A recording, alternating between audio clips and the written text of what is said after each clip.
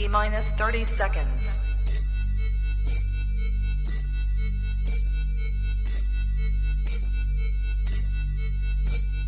T-minus 20 seconds.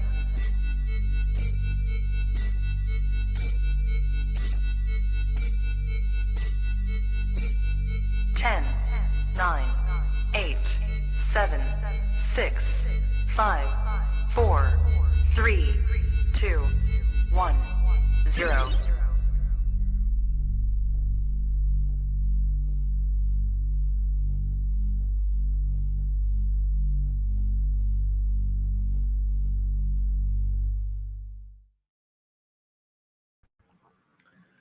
Good evening, everybody, and welcome back to another episode of Kush's Corner here on the Trap Talk Reptile Network, the coolest reptile network in the world. Tonight, we have quite the episode in store for you guys. It is the return of the all-star panel of the fame of a few months ago, back from our rodent roundtable. Tonight, we are doing a snake discussion, essentially managing, breeding a large collection of snakes, be that on a semi-part-time or semi-full-time scale, a commercial scale, whatever it may be, just ways to manage a large group of reptiles. Before we get into all of that, as always, USARK. So USARK is the organization that is fighting for our rights to keep our reptiles, to run our reptile businesses, and to live this lifestyle. Check out usark.org for all of the information you need to know about the organization, and to see any new alerts about new legislation being introduced at either local or national levels. All that is there on the USARK website. If you are not already a USARK member, please look into becoming a member of USARK. As a community, we have strength in numbers. The more people that are behind the cause, the better. And here we are. Thank you to everybody who has already tuned in. The live chats are popping off. Thank you to everybody who is here. Any questions you guys have throughout the episode, do not hesitate to drop them in the comments. If you are here on YouTube and you're not already subscribed to the channel, please subscribe here on YouTube. New podcasts drop every single day of the week from some of the best hosts in the game, including one of our guests here tonight, talking about a wide variety of topics from within the reptile industry. And we are also on the audio streaming platforms as well, be that Spotify, Apple Podcasts, Google Play, wherever you get your podcasts from. A follow, 5-star review, all of that good stuff on those platforms would be most appreciated. With all that housekeeping out of the way, let's bring the first guest onto the show, that being Mr. Marcial Mendez. Hey, Marcial, how's it going? Good, man. How's it going? It's going pretty good. I'm definitely happy to have this group all back here together again, especially the week before Pomona Trap Fest weekend. Two of the four of you guys are going to be out there, if I'm not mistaken. So yeah, I'm looking forward to it. Me too. If it's half as fun as last year was, it's going to be an awesome time, and I fully anticipate it being just as fun, if not more fun than last year. So it's definitely one of the best weeks of the year. Yeah, I'm psyched. Can't wait to see everybody, and go to the show. I'm only doing a couple shows this year, so. Yeah, I'm psyched about it. Looking forward to it. What other shows are you hitting? NARBC Dallas for Bill's party. Okay. And Tinley's still up in the air. Tinley's a pretty easy flight for me. If I can kind of pull it off at the last minute, but for right now, it's just Pomona and Dallas. Okay. Pretty much all that's I've got a plane ticket and hotel, all that kind of stuff. We'll see what happens with Tinley, but I'm psyched. I'm pumped about it. Looking forward to it. Yeah, awesome. Well, I will see you in both of those places. September is always a super fun time, man. That the hanging out with the people is so much better than the show could ever possibly be. If there wasn't even a show, I'd still go out for that weekend. Yeah, I mean, I'm just going to Dallas for Bill's, just to go see everybody at Bill's. The show at this point, you pretty much seen. I don't know. I don't want to sound too what's the word I'm looking for? Jaded, maybe. Jaded, yeah. But I feel like I've seen pretty much everything at this point. So the party and the hang with people and getting to meet new people, talk to people. That's, to me, that's way more exciting than the show itself. So. No, 100%. Totally agree with you. Well, cool, man. Well, let's bring the next guest onto the show. And that is Mr. Marc Bailey. How's it going? Hi, guys. What's Good up? Hey, Mark.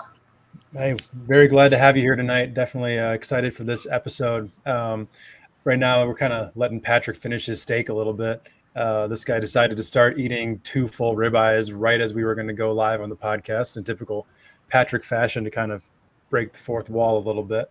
But I got to give him some credit because I think it was when we were hanging out in Dallas back in March, kind of brought up the concept of getting the same group back together to do a snake episode. I was like, yeah, it's a freaking no-brainer. And I think we probably mentioned a little bit at the end of that last show, but sort of put the feedback in my mind. What's so cool, I feel like, about this is that, we all have what you would probably consider a large collection of snakes, or at certain points larger, but all in kind of different orientations. Mark, you definitely are in the lead on all of us with those, with the numbers of the heyday of the ball pythons. But I'm excited to get into all of it. Yeah, I'm at a different stage now. Yeah. Where we were talking about it a little bit, where I'm kind of on the decline of my, I guess, career. Never going to give it up totally, but I'm not looking to do more. Probably from day one when I first started my business 35 years ago, it was all about getting bigger. And growing and doing more and more, because we could never meet the demand back then. Now it's a lot different. And I love it. I mean, I enjoy working with snakes. I enjoy working with the people, the relationships. Trap Fest next week. Yeah, I'm very much looking forward to that. It's I want more time to go interact and do other things now. So sure. It's tricky doing what I'm trying to figure out how to bring things down. That's a whole different. Yeah. Oh game. Yeah. So. I mean, I know, at least for me, downsizing is one of the most difficult concepts for me to try to get my head wrapped around. Just, you look at everything you have and like put it on a list and whatever, and you look in front of you, you're like, I can see 5 snakes out of these 250 that I could consider parting with. Right. Yeah. Right. Yeah.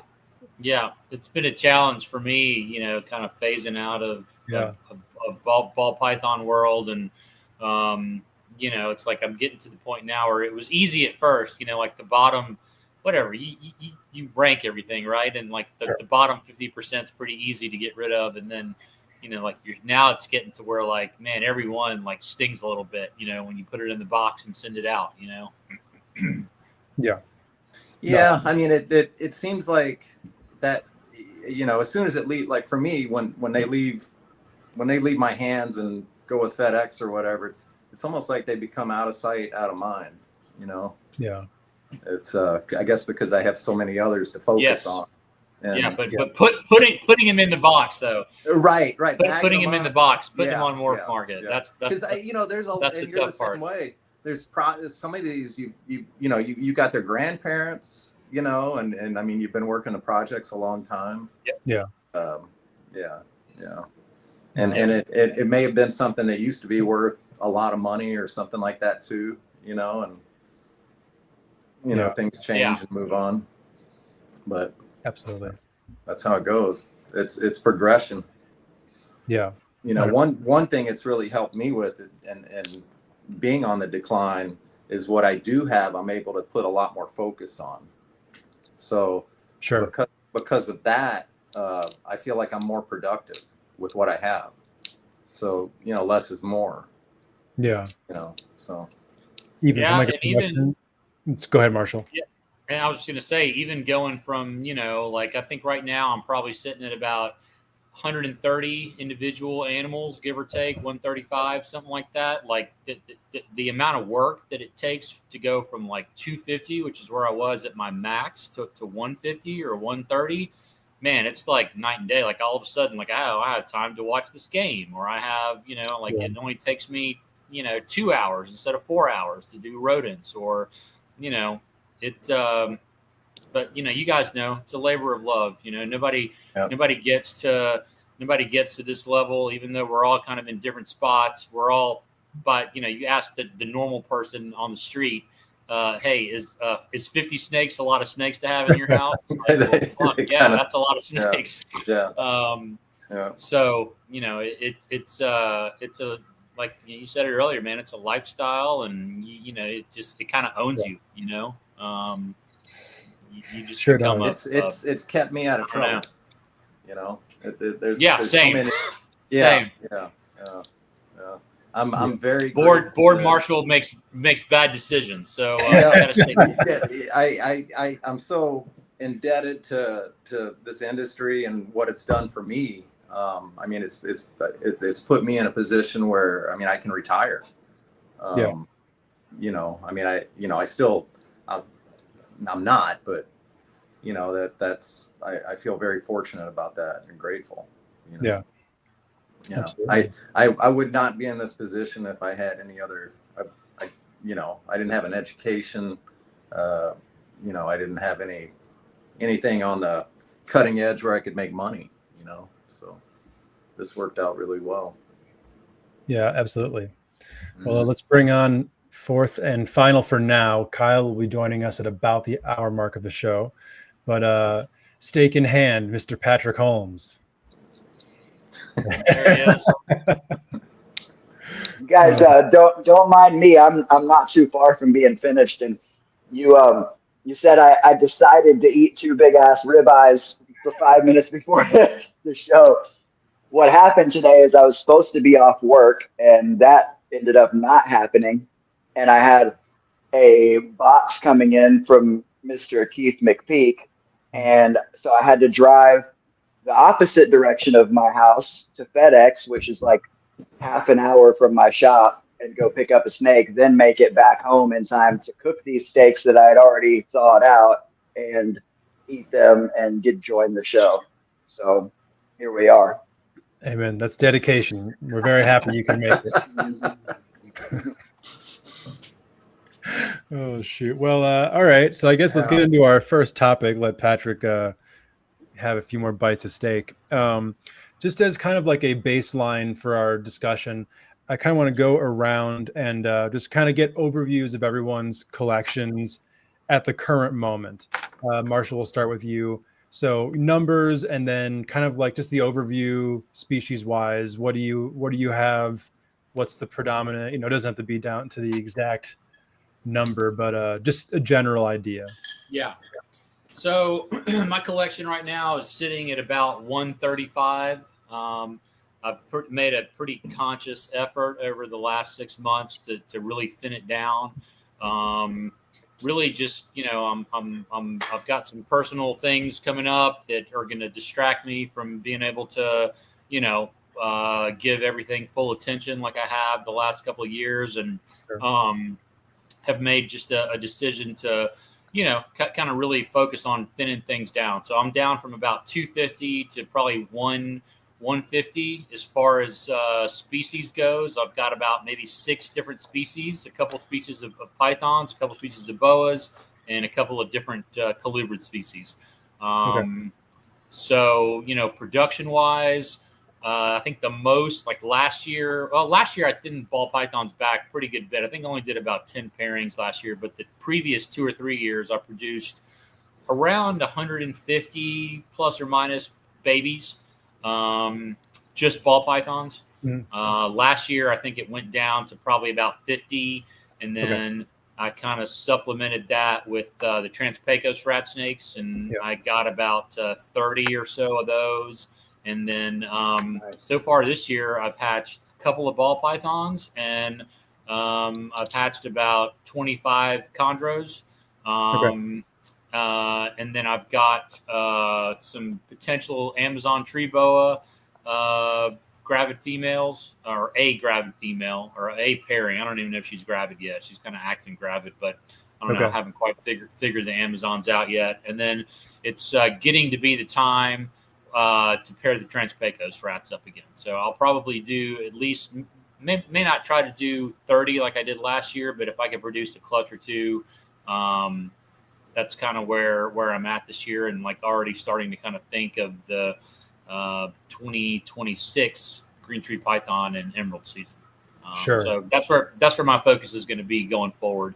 You know, if I kind of thin out the ball pythons, I can thin out my rodents. I can thin out, you know, just the workload, the number of animals goes down, because even though I'm primarily, I guess you could say, you know, known, or, you know, green tree pythons has kind of always been my thing. Yeah. They've been a small you know, percentage wise or number of animals wise, they've been pretty small compared to the ball pythons for the last 7 or 8 years. Sure. So I'm kind of shifting focus, and that's where I'm headed. Very cool. Before we transition, I want to just throw a couple of Trans-Pecos questions out there, of course.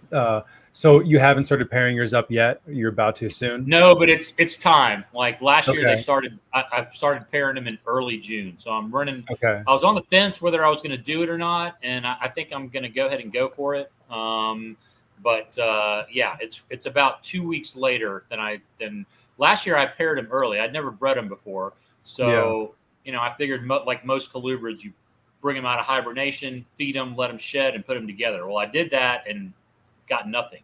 This was back in, you know, like mid, you know, say March, mid to late March. And then I talked to my buddy, Antoine Burke, who I got most of my animals from. I got them as babies, but most of my adults came from him. And he's like, oh, no, they go late. He's a big colubrid guy. He says, you know, no, don't even waste your time pairing them until June. So June came around last year and paired them up, and sure enough, man, they all went. I got nice big clutches out of all of them. Nice. So I'm a little bit late, but I think I'm still in the window. So I'm probably here in the next couple of days, actually this weekend, start throwing them together. Okay, cool. I asked because I just started pairing mine up about a week and a half ago. So I was like, hopefully I'm on the right timeline. Did you see? Was it like one copulation good? Did they kind of keep going over multiple times? What was their breeding process? I had to look. I mean, I have to look at the records. I really don't remember. But I'll say I used one male for all 3 clutches last year. And he sired 30-something babies. They all had, I think the smallest clutch I got was 10, which I think is pretty big for Trans-Pecos. For Trans-Pecos rats, I think the average is probably 6 or 7. Yeah. But these were all, I think most of my animals were 19s. So they were whatever. I gave them until they were 6 years old last year. And I think that made a big difference as far as their production goes, just numbers wise. Okay. How big were the eggs? Like if you had to compare them or something?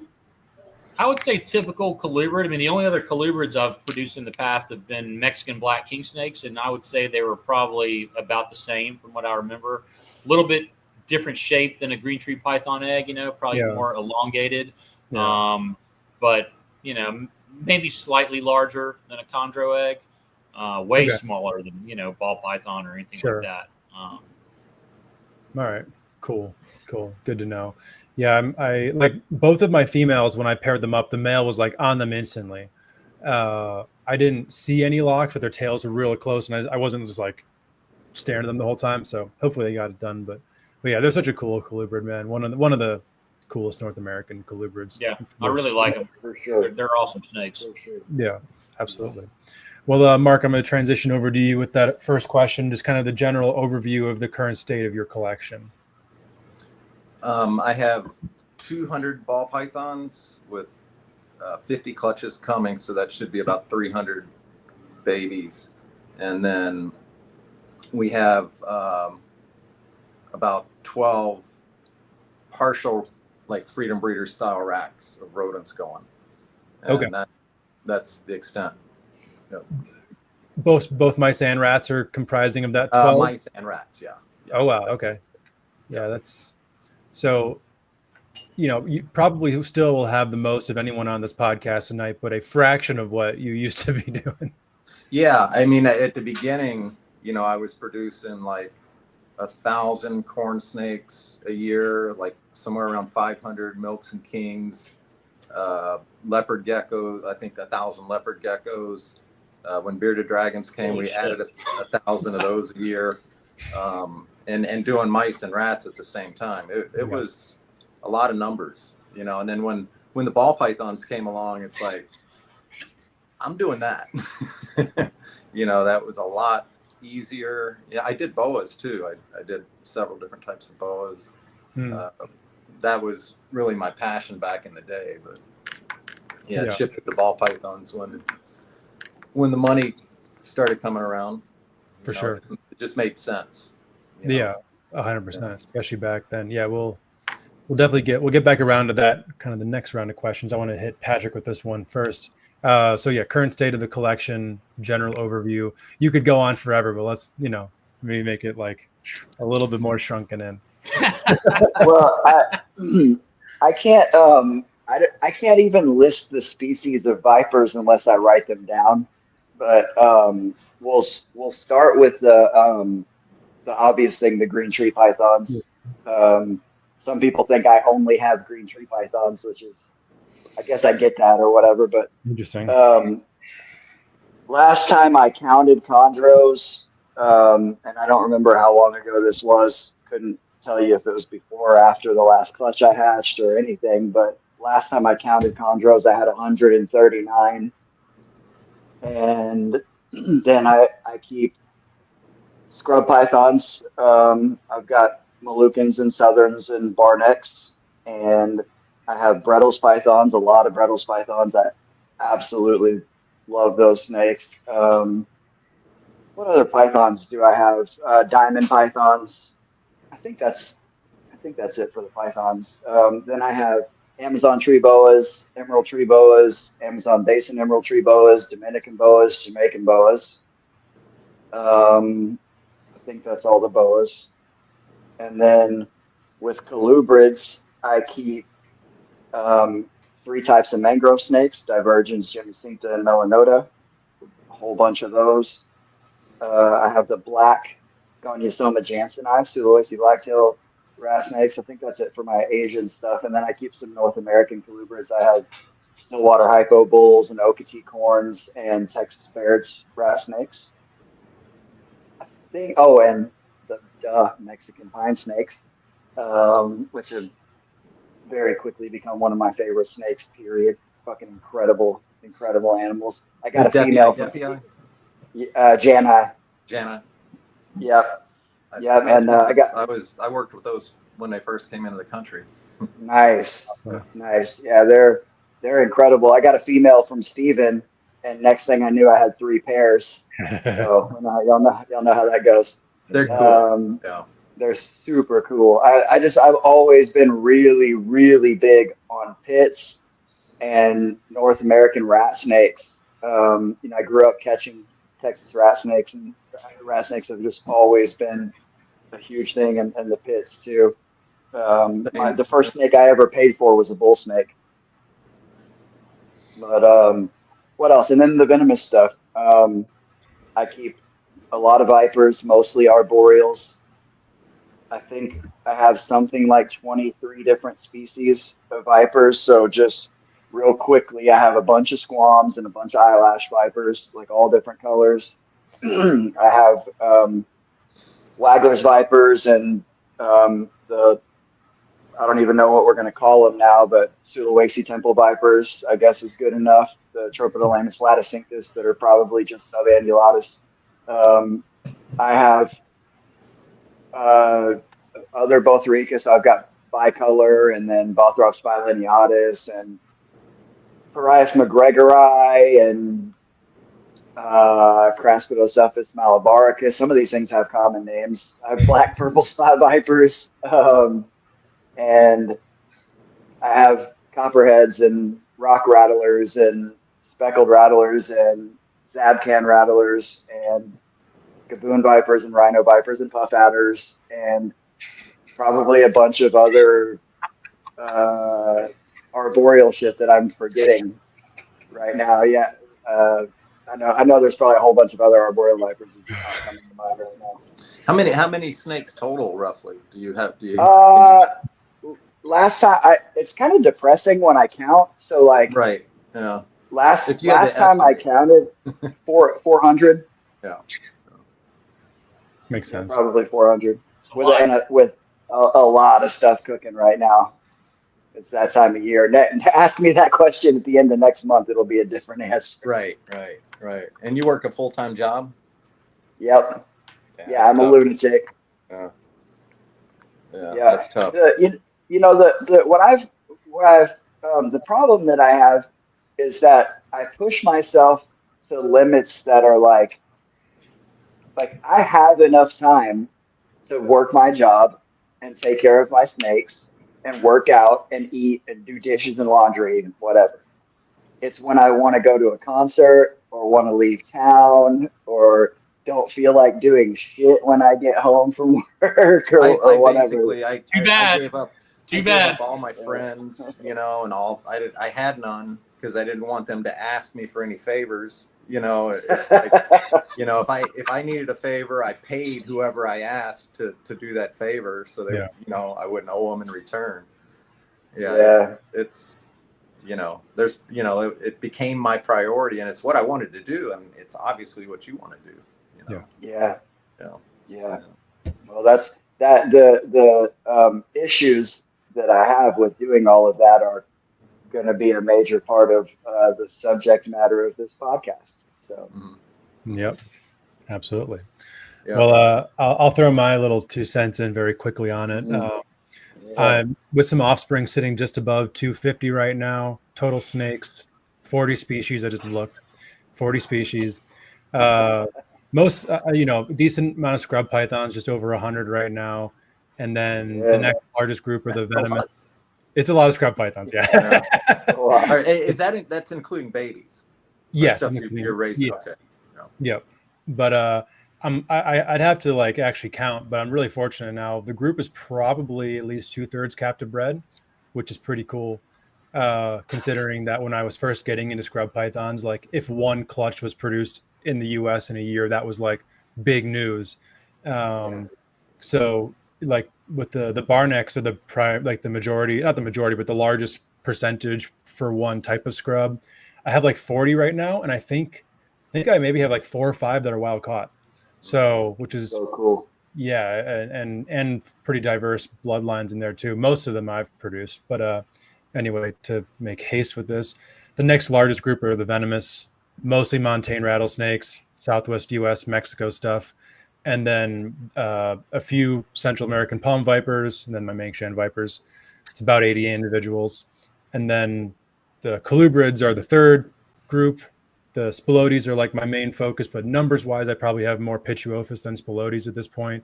Mostly pine snakes, some bulls in there, a couple gophers, and then few beauty snakes and odds and end colubrids, and then a few random pythons I've had forever that are more or less just pets at this point. But yeah, so that's where I'm at. The next round of questions, a little bit of a quick follow-up on that first your answer to the first one and the second question may be the same. I know it's not going to be for the rest of us. We'll go to Marcial first. What was the point at which your collection was the largest, and what did it look like? For me, it would have been probably about a year ago. Which, 250. If every tub and every cage in this room has something in it, it's 256. And then I had there was a time when, back when, ball pythons were at the peak, 21, 22, where I just had overflow to where my quarantine area, even I wasn't bringing any new snakes in. So the collection kind of spilled over into my, what's now my quarantine area. And I mean, at that point it was what I would do is, I had, you could still wholesale ball pythons back, 3 or 4 years ago. And I had one person that, I would go through and I'd pick the, say the nicest, whatever, 30% of a clutch. And then everything else, I would immediately wholesale 25 to 50 bucks a piece, no matter what it was. I wouldn't tell them. I would only tell them what the animal was visual for. So if it was, a male ultra male, might have been, double het clown pied or double het ultra hypo pied, I would just sell it as an ultra male. 25 bucks, just a male, just get it out of my, just so that I wouldn't have to feed it, take care of it, blah, blah, blah.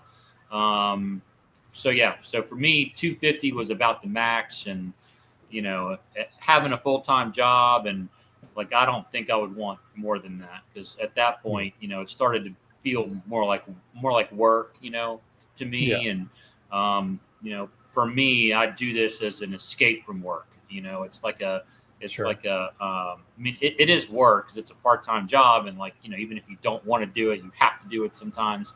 But when it starts to feel like, more of a burden, just day in, day out. And I was like, okay, this is, I'm over I'm at the red line.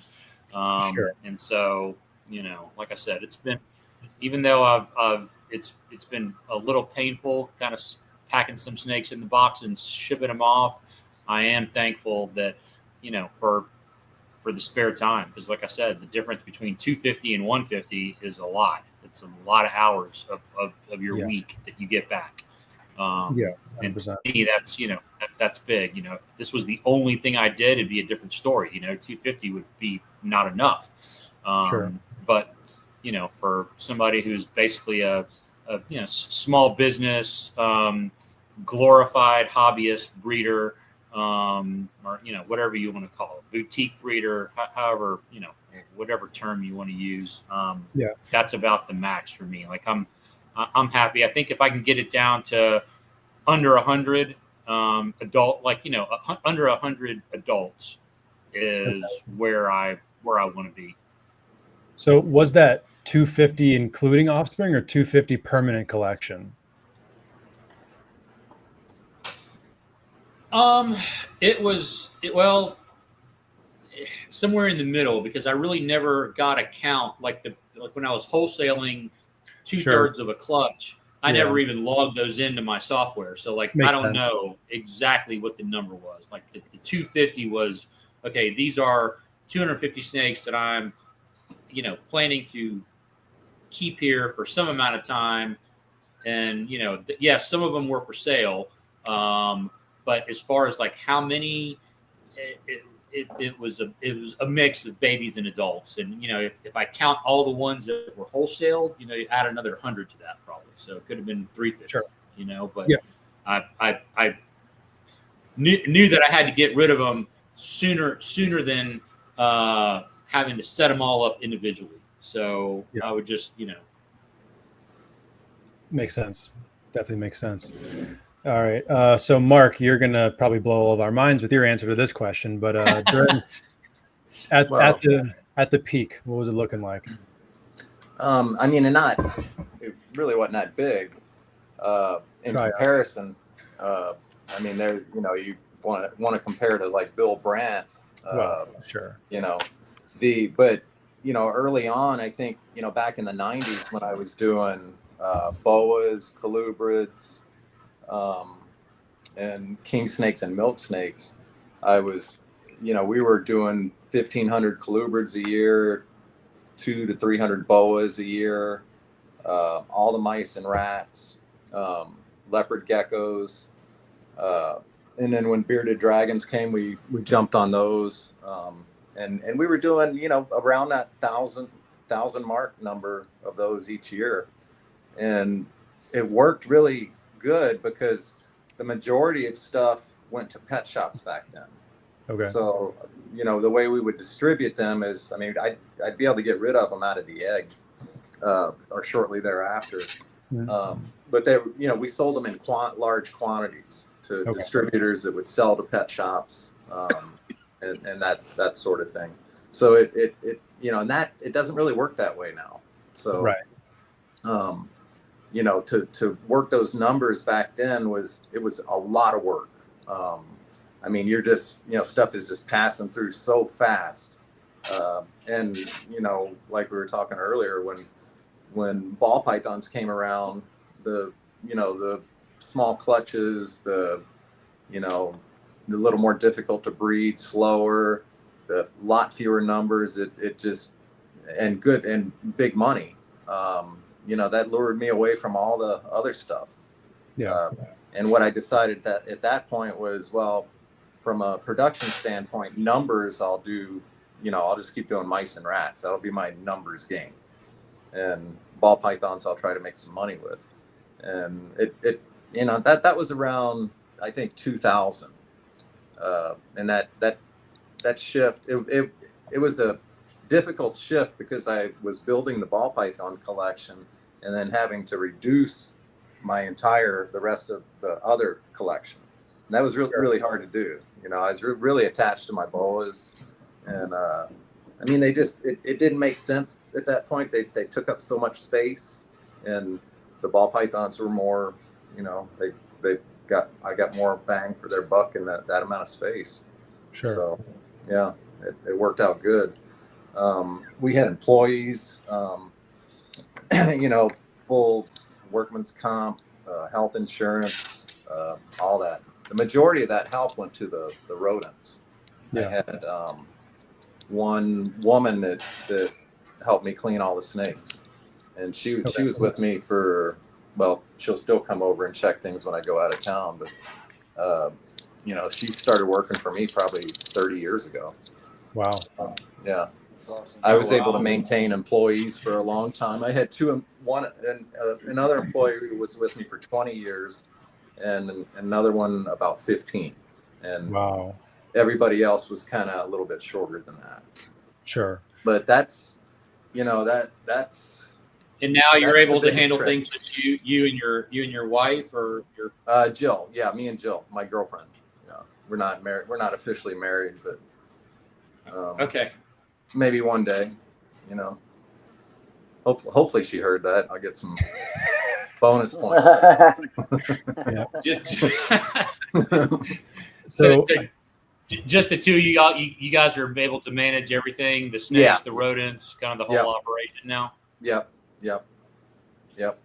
She owned a reptile shop for 25 years, and before and then she moved in here with me about 10 years ago. So that's how I met her, back when I was doing the pet shops. So I'm which would have been like over 30 years ago now. And I sold her mice, rats, everything I used to produce. That's why I did that variety, because that was all pet shop stuff. Every pet shop would buy at least 5 bearded dragons, 5 or 10 corn snakes, 5 leopard geckos, a load of mice and rats, and then I'd go deliver the next pet shop. That was all in the Twin City area. So, okay. Yeah. So at that kind of peak point, how many employees did you have in total? The maximum number at one time was 4.5. Okay. Yeah. So 4 full-time and 1 part-time. Okay. And basically the 4 were on the rodents. Okay. Yeah. Fair enough. And then delivery driver. Sure. So we had to get stuff back and forth to Chicago. The Chicagoland area is a big market too that we used. Yeah. And then I did trade shows twice a month in Chicago. Wow. There were the Lee Watts shows back in the day? Lee Watts. Yeah. Lee Watts, yeah. That may have been the biggest reptile show there ever was. I don't know. It's hard to say, because he had 2 shows every month, 12 months a year. If you added all those numbers that went through his doors, that might have been the biggest, Yeah. I mean, it was a dirt floor, an old, barn. Yeah. It was. I could tell some stories about that. Yeah, I've heard a ton of them. I was been raided so many times. People selling illegal stuff on it. I saw so much. I don't know. I'm not even gonna say. Really cool stuff. Yeah. I mean that. Lee's passed on years ago, but yeah, the memories are pretty vivid. Yeah, absolutely.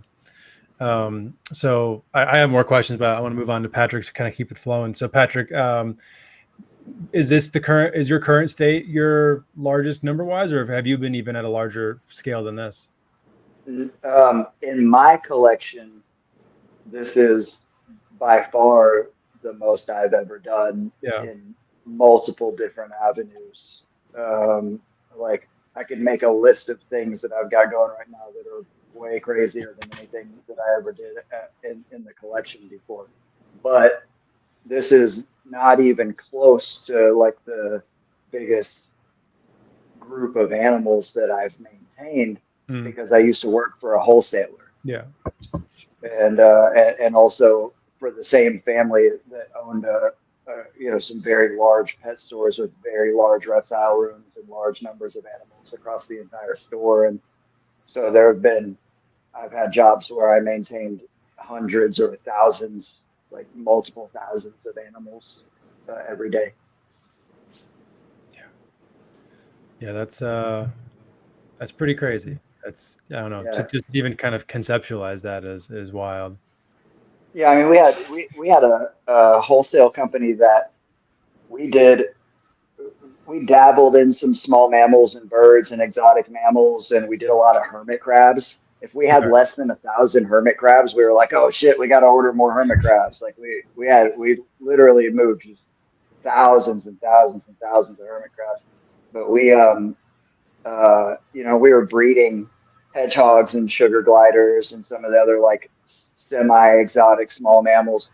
And our reptile room at that warehouse, we had the capacity to do a lot more. And what years were those? What year was this? Was 2000, and I worked for them 2007 and a little bit in 2008 as well. And that company existed from 2006 to 2011 or something. And if I had not been, most of the people watching the show know about my history. And if I had been in better shape and not been so strung out, and if I had had a greater capacity to work, we could have done at least double what we were doing in reptiles. And we were selling 10 grand a week in reptiles out of that warehouse. And that's 10 grand a week in pet store stuff, anoles and house geckos, and like a lot of, the numbers were ridiculous. Pet shops used to be where it was at. Yeah. That was kind of just getting to be the end of that because of the availability of stuff on the internet. And, and so that room, the numbers in that room fluctuated dramatically, but, there was almost always at least like 1,500 animals in that room. We did all the pet store stuff. And some, we had a pretty cool list, and we would bring in cool stuff. It wasn't just pet store stuff, but we had all the pet store stuff. And then, we did chameleons and all kinds of shit in there, and chondros. Back then we were getting chondros from LA Reptile. LA Reptile was only sold to wholesalers, and they would get in shipments and flip it all in 24 hours, and green tree pythons, these were legit. We got wild caught juveniles sometimes, but these were legit farm hatched babies. Sometimes that hadn't even shed yet.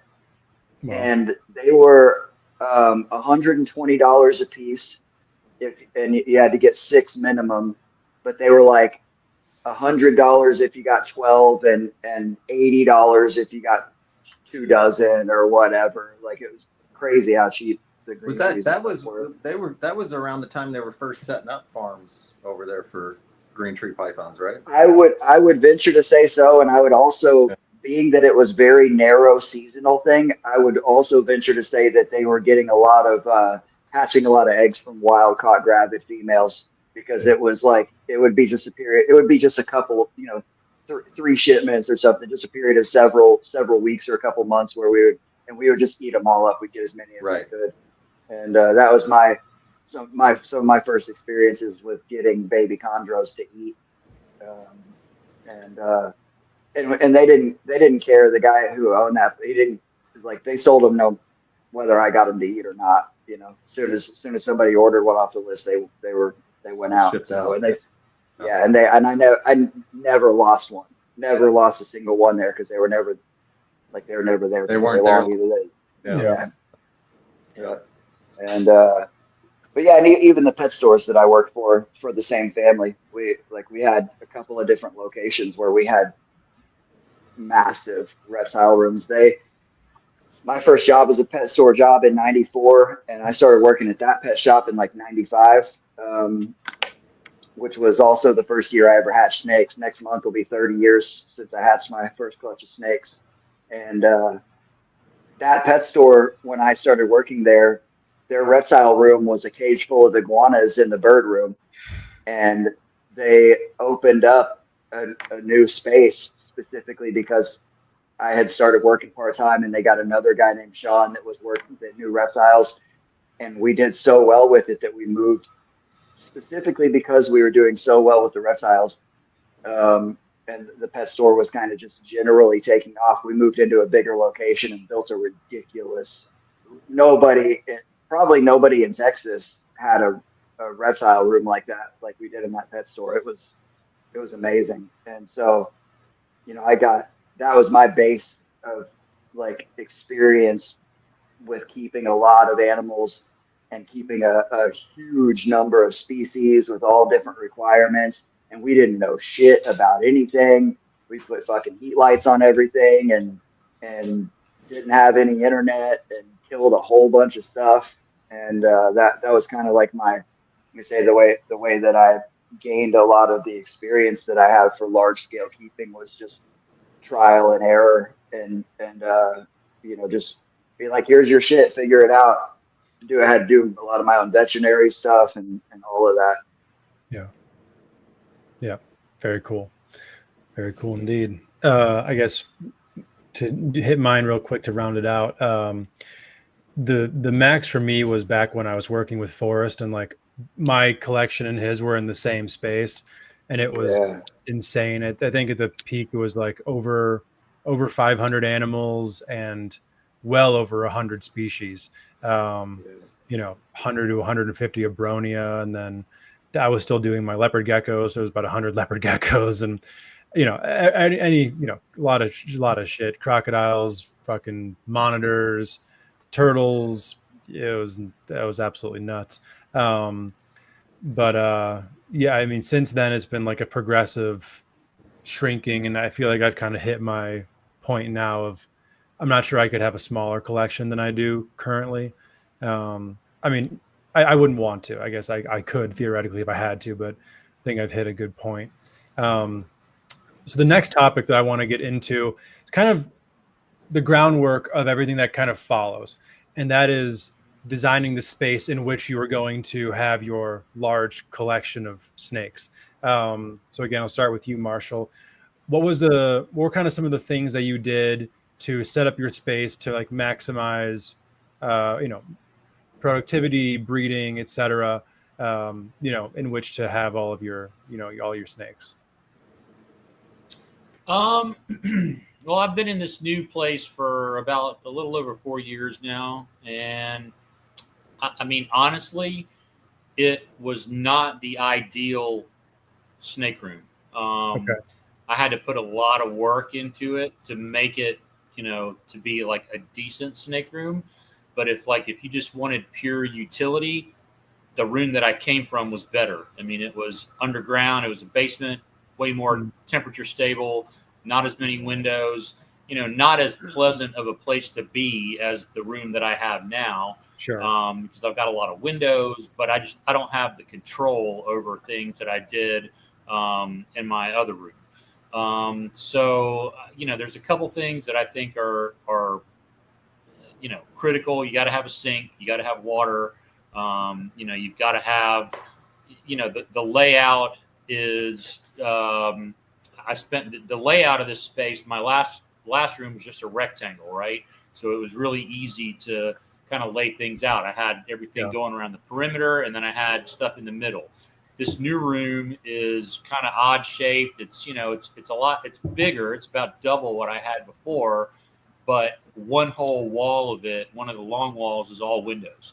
So unless I want to block the windows, you know, I had to kind of just play around. So when I first moved in, I put everything on furniture dollies, everything is still on. Everything in this room is on casters. And just kind of for the first week or two, just, you know, moved it around. Okay, what happens if I put these over here? Or just, you know, kind of played around with the flow. And, you know, I've got a cart that I use for, you know, it's got paper towels and chlorhexidine and whatever else on it that I just kind of use to, you know, wheel it around. And that's, you know, it's my cleaning car. It's got a trash can on it, you know. So it took about a couple weeks of just, you know, feeling it out. And, okay, how will it work if I put this over here or over there? But I had to do a pretty good bit of work to this room. I had to insulate it. It's if I was looking for a place that was ideal for snakes, this would not be the place that I picked. But sure, we really loved the rest of the house, and just kind of was like, okay, I can make this work. So, but, you know, insulated it. I poured a bunch of concrete down here. You know, obviously I built the rodent shed. Poured a lot of concrete for that, you know, plumbing, electrical. I did go ahead and, you know, since I wasn't sure on how I was going to lay things out, I just had my electrician run. I've got plugs every 4 feet all around the perimeter on like five or six different circuits. So, you know, I know that this wall is on this circuit, this wall is on that circuit. But I've got plugs wherever I need them. And then I've got one dedicated plug that just is the room heaters. Luckily, I already had a sink in this place. This was like I don't know if it was a guy that lived here before. It was his man cave, or maybe he had parties down here or whatever, but it had a big stainless steel kind of like restaurant style sink in it already. Nice. So that was nice. If I was going to do it again, you know, I would say a sink for sure you got to have. And then if you really want to be, you know, like make your life as easy as possible, make your sink big enough to soak the biggest tub that you have in the room, where you can completely submerge it. Like that's a restaurant thing. You know, if you ever, I work in construction is my day job. And, you know, I've done a lot of restaurants, and that's like a health department thing. Your sink has to be big enough where you can soak the biggest thing that you use in the kitchen, has to be able to fit in the sink and be submerged. And right now, like this sink was already here, and I didn't go through the hassle of changing it out, but it's got a lot of counter and a, you know, decent sized sink. It's probably 24 by 24, but I wish I had a 36 by 24 sink and less counter, you know, just so that I could soak a CB70 tub. So those are kind of the main things. You know, you want to make sure, obviously, that you can control the temperatures well, and you want to have some sort of a water source and, you know, a drain. Okay. And so you're controlling that heat with like ambient room heaters? How are you doing that? Yeah. I've got a couple of those old school. They hadn't made them in years, but it's like a helix that you could plug. It's like the old school with, you know, you use the screwdriver to turn the screw to adjust the temperature. You still have they've those? Got a bit. Oh yeah, I've got 2 of them. Yeah, they still work, man. Sure. They're bulletproof. It's the only thing that I've been able to find that you can plug a 1500 watt heater into. One. Not the little plastic. Yeah, the little plastic. Really? Yeah, a little blue plastic. Oh, that one. Okay. They originally had like a little plastic one, like about the size of a silver dollar. No. This is bigger than that. This is probably like the size of you know, it's yay big. But it's just got a digital readout, and it's got 2 screws on it. One screw controls the night drop, and one controls. I know the one you're talking about. So the way the room works is I've got 2 1500 watt radiators hooked up. In the summertime, you know, they barely run. But that's closed off from the rest of the house. So it's on its own thermostat. And then even where I am now, even though it's still got a lot of windows, most of the, it's below grade for the most part, at least on two sides. And on the one side, it's completely in the shade. It's on a wooded lot. So it doesn't get a ton of direct sun. But I pretty much have to heat 365 days a year. Even in the peak of summer here, it's cool enough in the room where, like, if I didn't do anything, it would still not get up to like 82 or 83. It'd probably get up to, high 70s or something like that. Okay. So, yeah. So for me, I insulated the shit out of the walls and insulated. I put an acoustical, like a drop ceiling in, and put 6-inch acoustical bats on top of that. Because my garage it's really a carport that was eventually turned into a garage, but it's not super well insulated, is above this. So like in the wintertime, like in the odd cases where we have, because it does get cold here, not for extended periods like it does where Mark is, but it'll get negative 10, negative 20 for a night or two every now and then. Damn. And when that happens, the room does get down a little cooler than I would like. Nothing dangerous, but it'll get down to like, low 60s, say, for a night. And then, that weather passes through, and then it's like, it's 60 degrees outside again 3 days later. So the climate here is mild enough to where the room not being perfectly well insulated is not the end of the world.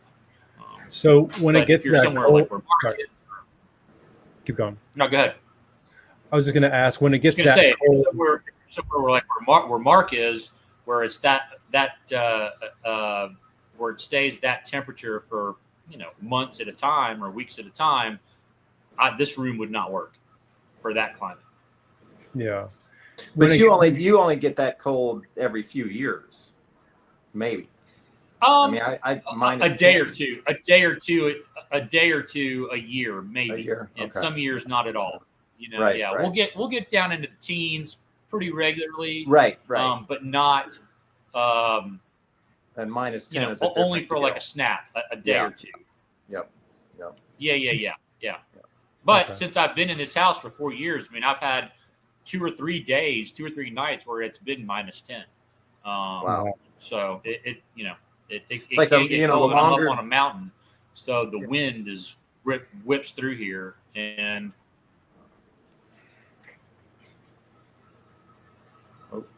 there he is. The wind go ahead, Mark. You guys, I'm on a little bit of a delay here. Yeah, you're back now. If it's too bad, Marshall, try to exit and come back in. See if that helps your. Let me do that. Okay. Well, while Marshall is getting back in here, Mark, I'm going to throw the question over to you. How did you design your spaces when you were, first getting everything all up and running over there? That was a long time ago. I moved the location I'm at now. I've been here since about 90. I think it was 97. Okay. And I think that's like, most every year I've had like a solid productive year, ever since I've been here. Okay. And I kind of attribute that to, with whatever it was I was breeding. I've been here so long, I know how everything works here. Like my ball pythons have become so dialed in here. It just, with the temperatures, it's just gotten to where it's, routine. When I first moved in, I didn't know, I came from Louisiana and I didn't know, what to expect as far as heat and all that.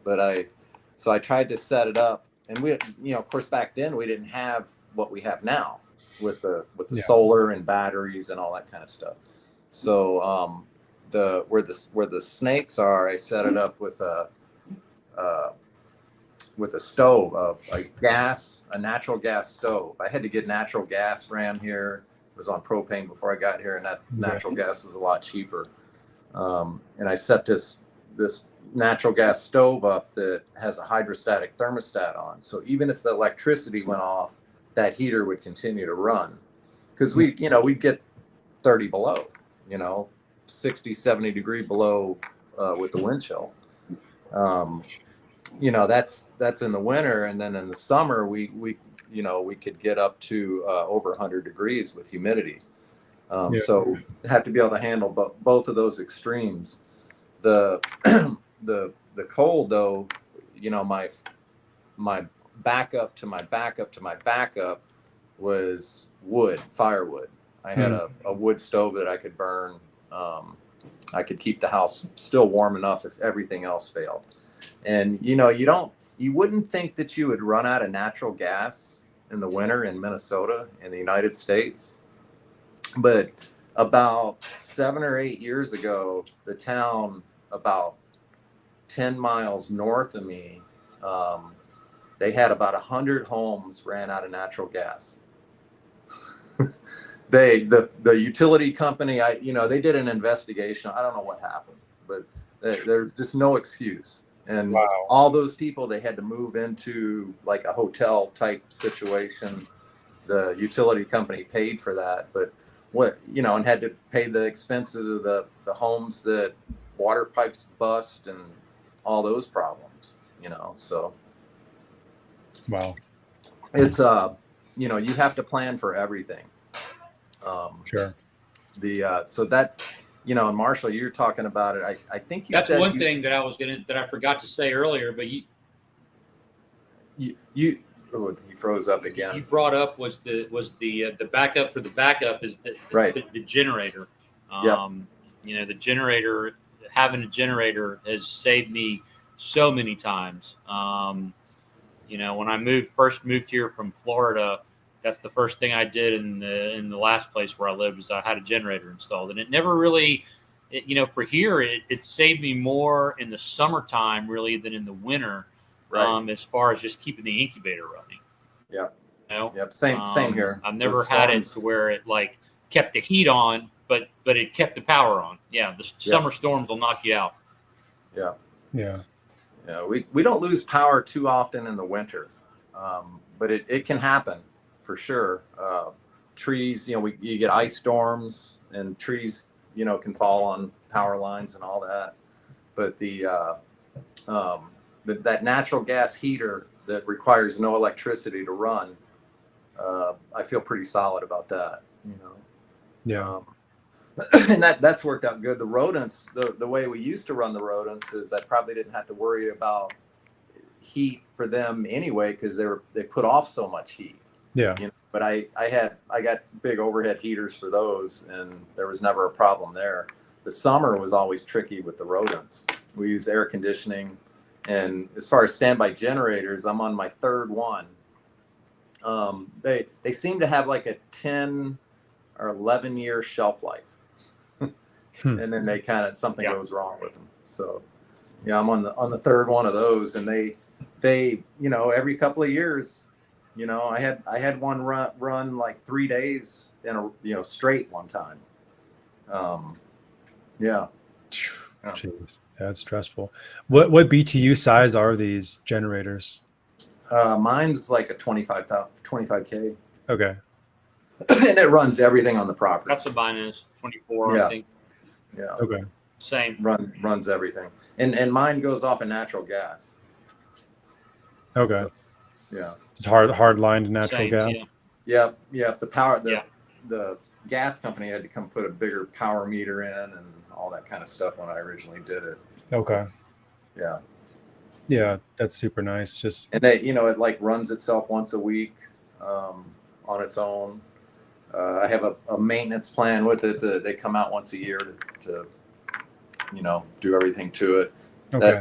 That way with that plan, if something goes wrong with it, because there was one time we had a power outage and the weather was perfect. I think somebody there was a car crash, ran into a power pole or something, and the power went out, but the generator didn't kick on. There was an internal piece that went bad, like the computer. I think it might have been the computer, and he was here within 10 minutes, because I have that maintenance plan. Yeah. So that paid for itself. Yeah. Or could have, that wasn't any extreme weather. Sure. But the infrastructure, as far as how I've done everything. You know, when I first, you know, set everything up here, it was all wooden cages. I didn't have a big time frame to rewire everything. I think, Marcial, you said you were able to kind of do some rewiring before you moved stuff in. Yeah, that's the way to do it if you can. Yeah, I pretty much redid the entire electrical system. Yeah. So what we did over the years was we changed. I mean, you know, I used to make all my own cages with, you know, I had a big table saw out in the garage and, you know, acrylic, wood, melamine. We did all that. And the progression to the cages now, everything's in Freedom Breeder racks.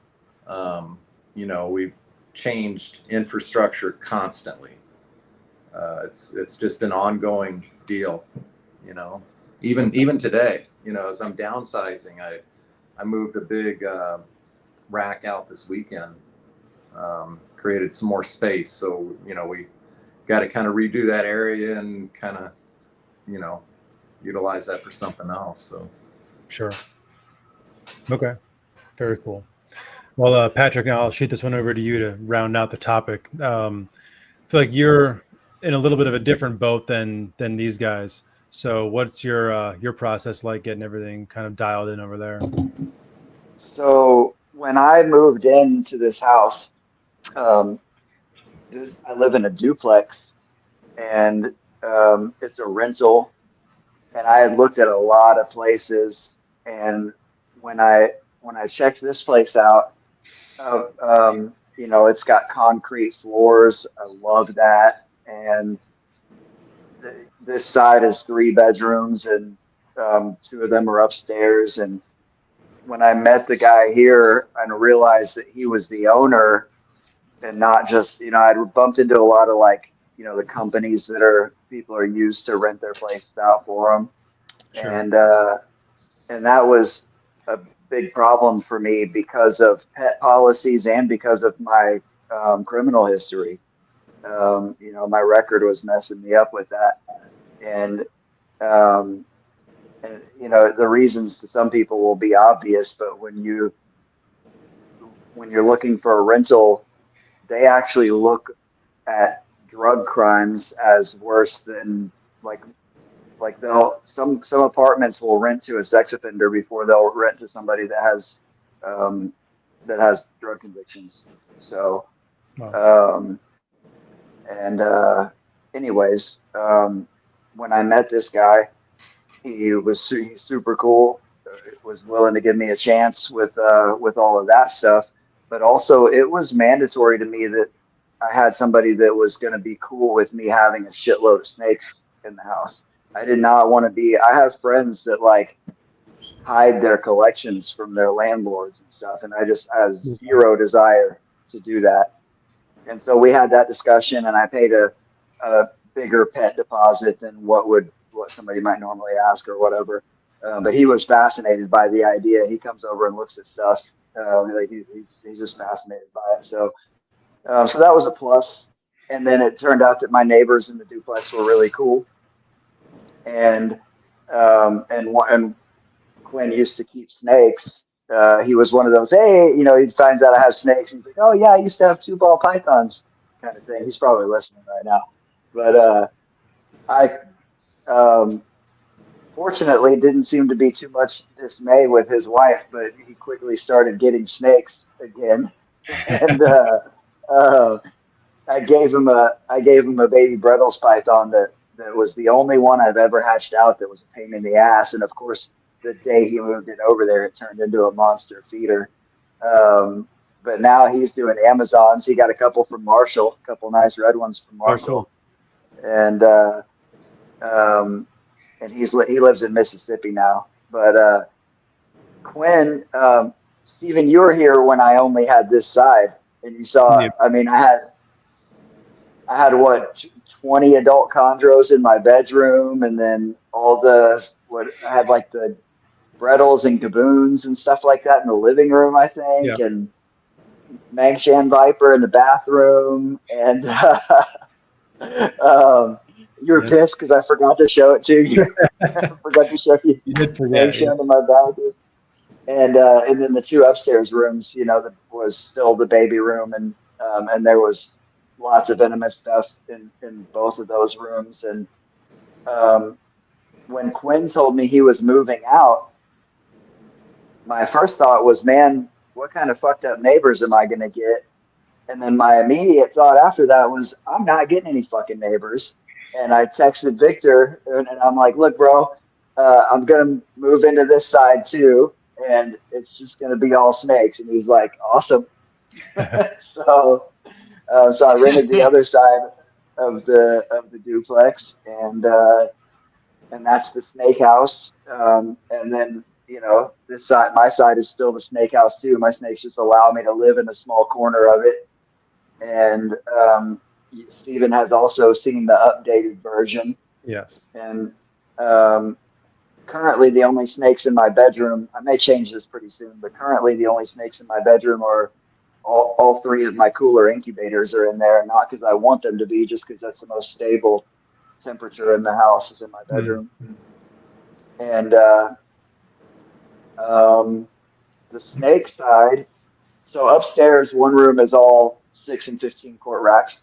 That's the only room that's not on ambient temperatures. That all those are back heated black PVC racks, and that whole room, every wall is just lined with 6 and 15 quart racks. And then the other room is tubs on shelves and PVC cages. That's almost all chondros. There's a couple of emeralds still over there that I haven't moved over to the other side yet. Okay. And one mangrove snake and one Brettles python that are still sitting over there that probably need to move out too. That room is on a 1800 watt oil filled space heater, so it's ambient. 80s during the day, 70s at night. The snake house is all on the HVAC, and I have furnace heaters and central air, and so the only heating elements over there are for gravid females, and until recently I started just keeping heat lights on all of the mangroves that are in vision cages just as an experiment. But I also, as an experiment, have been running the Gemicincta with 0 supplemental heat. Even when that female was gravid, I didn't give her any supplemental heat. Okay. And she double clutched for me, and she's the first one to give me 0 slugs on either round. Like every other time I've bred mangrove snakes, I got some kind of slugs. This girl was on no supplemental heat whatsoever in a huge tub, and so who knows with that. I think it just goes to show there's lots of different ways to pull it off. But and then the beaded lizards have heat this time of year. That's the only non-snakes that I have. I forgot to list them, and my Mangchan vipers and a bunch of other vipers that I forgot. But I have the heat and air on there on 4 zones. Okay. 3 of the zones are the same year round.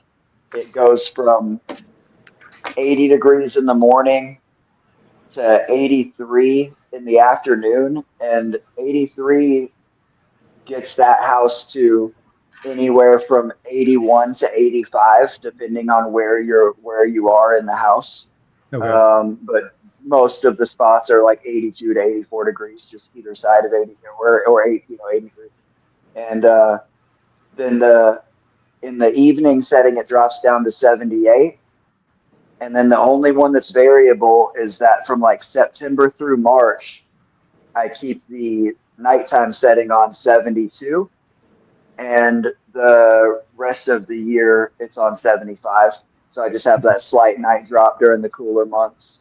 And because almost everything I keep is tropical. The things that need to brumate, I usually take to my shop. But this year I needed to brumate so many colubrids that I put them in my bedroom. And my bedroom during the winter is in the 60s at night. And I don't know if this is related or not, but I had shitty fertility with my corn snakes this year. Not terrible. One girl was terrible. but some of the other ones that laid had decent clutches with a few slugs. I don't know that I've ever gotten slugs. I don't think I've ever gotten infertile eggs from corn snakes ever. So I don't know if it's because I didn't get them cool enough. I'm not really sure about that. But anyways, so like I say, 4 different zones with the temperatures. I've been considering for quite some time doing some kind of like ambient humidity thing over there. Okay. The way I want to do that is to put in the main snake room to put fish tanks underneath the fans. Just have nice little display fish tanks right in the middle of the room and have them open top underneath the fans. That if they have enough water surface area, it will humidify the shit out of the room. I mean, if you ever walked into an aquarium store before that has pond style tanks, like it makes a huge difference. David Brahms does that in his snake room. He just has a fan pointed at a planted aquarium and humidifies the whole room that way. And I'm considering doing that in like all of the rooms. Get just like a small little wall fan that points at an aquarium. I probably wouldn't keep the fan on all the time. I'd probably just have it on the timer and set to come on at night and raise the humidity at night so that you get that variability. But the benefit, if you keep tropical stuff, the benefit of having humidified air in the room, it's the same reason that I like running a humidified chamber with my incubator, because you can have more ventilation to the enclosures, and you also don't have to have as much moisture inside of your snake cages if the ambient humidity is higher, and that that prevents you get less mold development and less bacterial development, and don't have to change cages out as frequently, blah blah blah blah blah. Yep. And so I am not satisfied with the organization over there, and I have a bunch of mixed matched bullshit cages over there. I think it looks fucking terrible, but it's functional. And for the most part, I am in the process. I just got a bunch of new vision cages. I like buying used vision cages when they're in good shape. And I have Focus Cube working on a bunch of cages for me. Big Cambro racks and custom chondro cages. So I said this last year, but I was hoping to have it all installed by NARBC and had some hangups, and I was hoping to have the same thing done this year, but with the way my schedule's been lately, I may not even be able to get the cages until, like, if they're able to deliver them at NARBC. So it's a matter of whether or not I'll have time to rent a U-Haul or something and get down there and pick all that stuff up. So my whole thing, because I've never kept on this scale at home, it's been very experimental, and like a lot of mistakes, a lot of trial and error, probably a lot of missed potential for breeding, but I've learned a lot. And my thing is to try to figure out, I may end up cutting a few of the species that I keep for various reasons. But my idea is to try to have things that can largely be maintained all under the same parameters. That's why I've cut back and pretty much eliminated, for the most part, the desert stuff. The specs and especially the specs, but even the rock rattlesnakes, they just don't seem to be optimally healthy in those situations because the humidity is too high. And if I was to do the humidified rooms over there, you can't do any of that stuff like that. So it's tricky trying to figure out what works and what doesn't. And I've even considered renting a room out in another space for one of the projects so that I can make more. I think I told you about that today, Stephen, when we were talking. Because I've got scrub pythons that are growing up, and I only have 11 scrubs, and I'd like to have about 2 dozen, but I just don't. I think a dozen is probably my cap for scrubs, and those are rookie numbers. I know, and I love them so much, but they are they're a bit of a handful for maintenance compared to other stuff, right? Because for a python, they have a fairly high metabolic rate. Like they're not like some of my vipers that literally shit 2 to 3 times a year. Yeah. And then, you know, they've got feeding responses and stuff. And so it's not that they're a handful in that they're unmanageable. It's that they take more time to maintain than most of my other snakes do. Sure. And they need more space than pretty much everything I keep. So I'm trying to get them figured out to where I can move them into another space at my house. I'm thinking about moving out one set of projects to move them into, just to be able to give all my scrubs bigger cages. But I keep almost everything. All my adult snakes are in either vision cages or black PVC cages, or some stuff's in tubs. I've got lots of adult vipers in tubs because they're tiny, you know, itty bitty little things. So eventually I want to have a lot more Cambro racks where I can see things better, and I want a lot more uniformity. The uniformity doesn't just allow for like more efficient maintenance.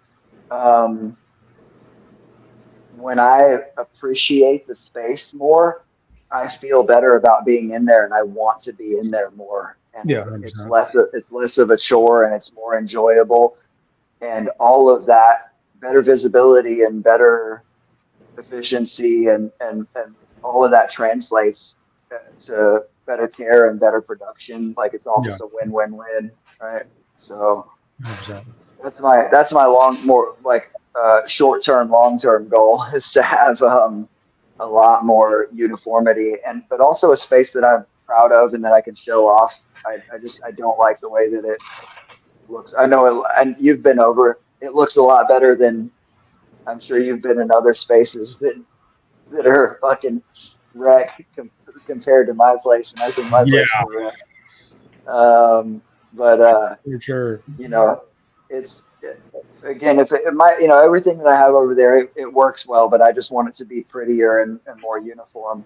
I also have a bunch of Neotiche cages. I forgot about that. I got a whole fucking wall of Neotiche cages in the venomous room. So yeah, that's basically the setup over there. Everything's up against the walls, and try to doing water changes and stuff as quick as possible. And almost everything is on ambient, very little supplemental heat over there. I give a little bit of extra heat to gravid females, and that's it. Yeah. Cool. Well, we are probably about that halfway point of the show, maybe a little past. We're going to hit these commercials real quick, be back with a new topic. As we head to the break, it's a good question here. The location in the thumbnail, actually glad someone finally asked. That is, in fact, part of Halmahera, an island that is very special to me for lots of reasons. But we will hit these commercials real quick. Be back in a few minutes for the rest of the conversation. Sorry for the interruption, folks, but a quick word from our sponsors. You know, longevity is one of the biggest things I strive for when it comes to thinking about being a part of the reptile industry. That's why I'm very proud about today's sponsor, Marc Bailey over at Marc Bailey Reptiles.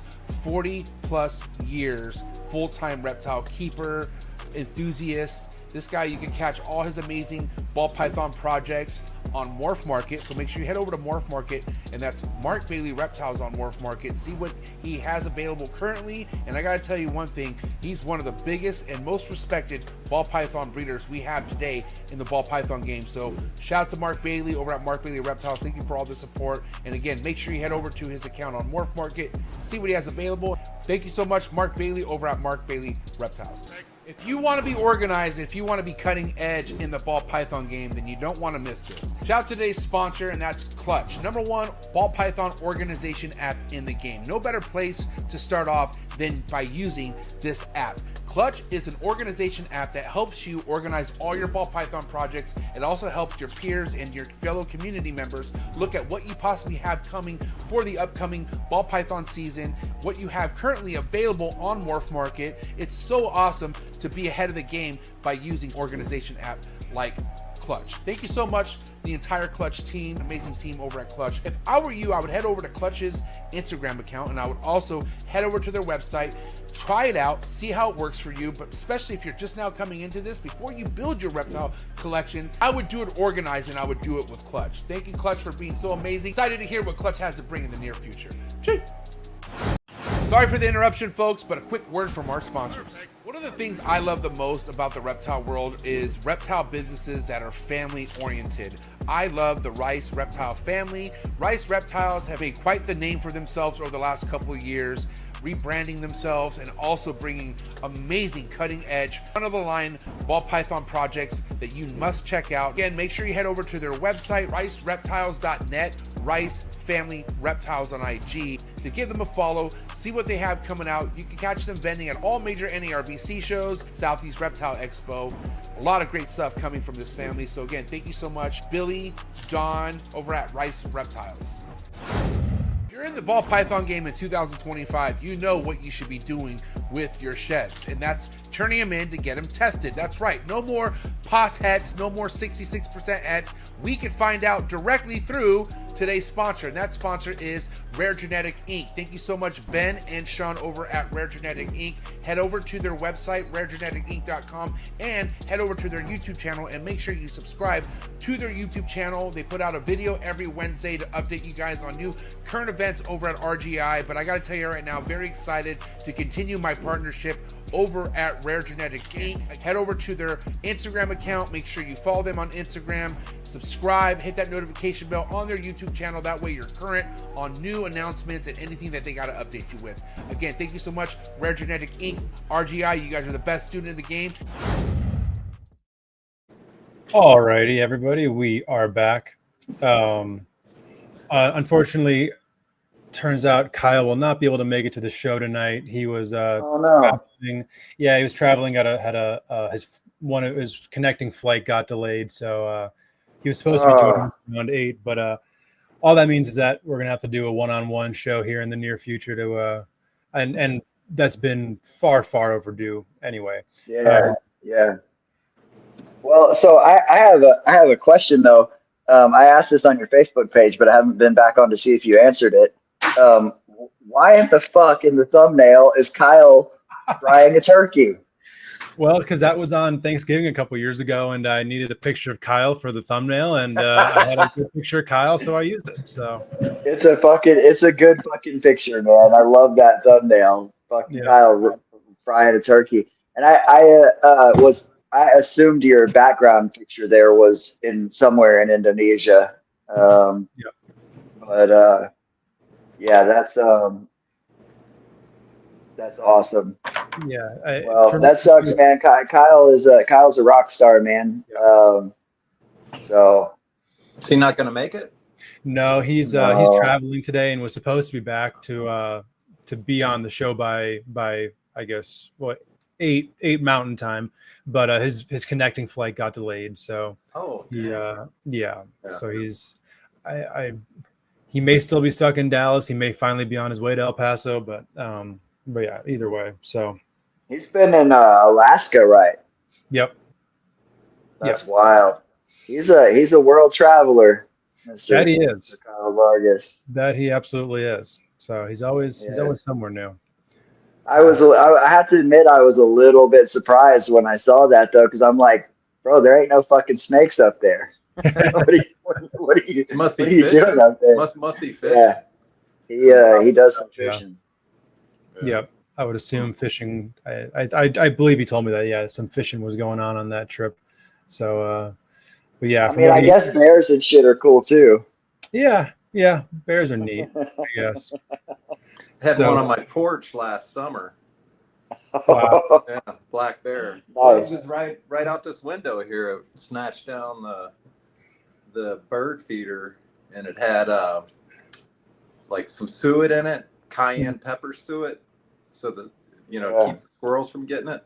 And that bear just busted it open, and it just all of a sudden it stopped and started just trying to get rid of it.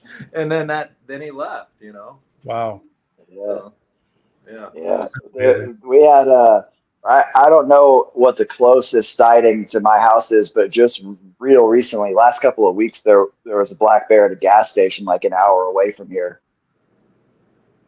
Yeah, I mean they're so scared of humans. They're just they're very common around here. Just a little noise and they're on their way. They just want to eat the berries and do their thing. Yeah.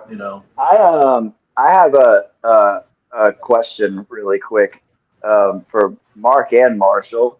Kind of asking myself this question: did you guys ever imagine, even just a few years ago, but much less when you were getting started, that you would be guests on the internet on podcasts that had fucking commercials talking about snakes? No, I mean there was no such thing as internet when I started doing this. I remember a guy in I think he was like near Houston, Texas. He was a gray band king snake guy, Dan Johnson. I don't know if that name rings a bell with anybody, but he was like also a geophysicist, and he was telling me about this internet thing. I thought he was in outer space, man. I like, what are you, just, he's like, no, man, everything's going to go this way. And, all the snakes are going to be, then king snake rolled out, and it all started happening. Yeah. The first internet service that I had was CompuServe, and that was like mid 90s. And I found a reptile forum on CompuServe, and there was like a chat room that you could get into and talk about snakes. And I was like, probably 15 or something. I thought it was the coolest thing. And fucking Dick Bartlett was on there. So like, I'm like 15 years old, been reading his books at the pet store because we didn't have the internet.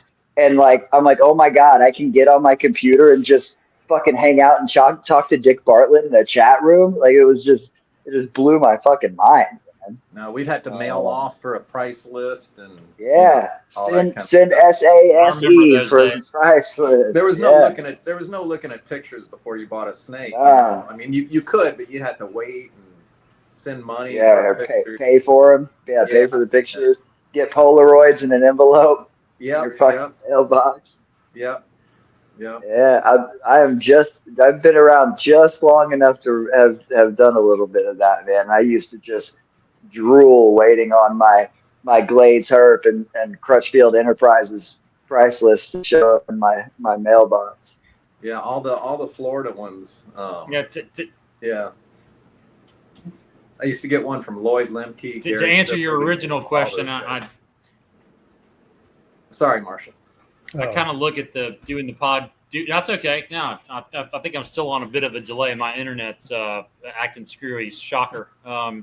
But no, I look at doing the podcast as as part of the business. Really, I mean, it's like putting yourself out there, whether it be Instagram or Facebook or whatever. I mean, the more you put yourself out there, the easier it is to sell snakes. And it's like I look at Gary Scavino is a great example. I mean, not that he had any trouble selling snakes before. I mean, he's been doing this longer than me. Man, with his YouTube channel now, it's like he doesn't have 1 million followers, but he's got enough followers to where he puts something up, and man, like it's gone. So Marshall, you've got to have, It seems to me like people are making a living off of the podcast stuff. It's a big part of their business. Maybe just MJ. Yeah, I think probably just MJ. Well, I mean, but even for MJ, I mean, he also is in the business of selling snakes. Snakes, right? The podcast gives him the visibility and gets him out there in front of people. Do I think he would sell as many snakes as he does? Mm-hmm. Right. I mean, would he sell as many snakes if he didn't do the podcast? Probably not. No. Yeah, 100%. Unless he was focusing all that energy into marketing the stuff, But yeah, just the podcast definitely It's just a good way to let people get to know you, and once they know you from this, they kind of feel comfortable doing doing business with you or calling you. In this day and age in the industry, you're selling yourself, not your snakes. You sell yourself first, and the snake sales come second. Right. And it wasn't like that 20 years ago, but it has to be that way now, unfortunately, with how many people are doing this. It's 30 years ago, nobody gave a shit who you are. Yeah. I listened to this car podcast, and it's the car business is similar to snakes in a certain way. It's like the collector cars. It's like the guy who puts an ad up and like puts his thumb over the license plate that can't take the time to unscrew the license plate for the photos. That guy doesn't change his oil, so you probably don't want to buy that car, right? Mm-hmm. It's kind of the same. It's kind of the same thing. You're selling. You're putting yourself out there, and people get to know you. They become comfortable with you, and when you buy a snake from somebody, you're kind of buying the breeder, not just the snake. Yeah, I think it's kind of changed to more to that direction. I used to kind of look at it that the way I wanted to do it was I wanted the animals to sell themselves, and then not me, because I felt like I was a terrible salesman. I talk people out of buying animals. Hey, look, this is work. It's, I'm, and I just never was a good salesman. But I thought if the animals were that great, they would that would work. But it's different now. It's tough nowadays, man. Yeah. And just having great animals isn't enough. There's too much other competition out there from somebody who may not have as good of animals as you, but they've got the visibility. They have PR. Right. Exactly. Yeah, exactly. I still focus on trying to have my animals sell themselves. When I do these podcasts, I do get a lot of messages after shows, and people, hey, I saw you on MJ show or whatever, and that's really cool. And I do, honestly, much more so on the subject of them getting to know you. It's cool that people reach out with interest in animals, and they start it with, hey, I watched you on this pod. I think I've gotten 2 messages today with people saying, hey, I saw you on MJ show or whatever. The cooler thing to me is the number of people that reach out to me and say, hey, I saw you on MJ's show, and I also used to struggle with addiction and blah, blah, blah, blah, blah, blah, blah, and the connections that I've made with people over that stuff. Fucking love that. But I still try to have my animals sell themselves, and I am a salesman, but I have to do that shit for 8 hours a day, 5 or 6 days a week at work. And you can have the model of producing stuff that's easier to produce, but you have to market it. Or with me, I just prefer to spend. I don't have a MORPH market account. I prefer to spend my time in my snake room producing really wicked shit that everybody wants, rather than having to push it. And the things that are more common that I produce, I just try to have the most stunning examples of those animals, and then I try to sell them to my friends for really cheap. That's why Marcial has my bull snakes and Steven has bull snakes and corn snakes for me, because I just try to have as the nicest looking ones that you can get, and then just put them. I don't care how much money I get for those. I'd rather just sell them to my friends. I don't keep OKT corn snakes for the money. I keep them because they're fucking gorgeous. Yeah. And, that's a good OKT corn snake is. It's just plain hard to beat. It's top tier. That is top tier shit. Like some of that stuff Lee Abbott makes.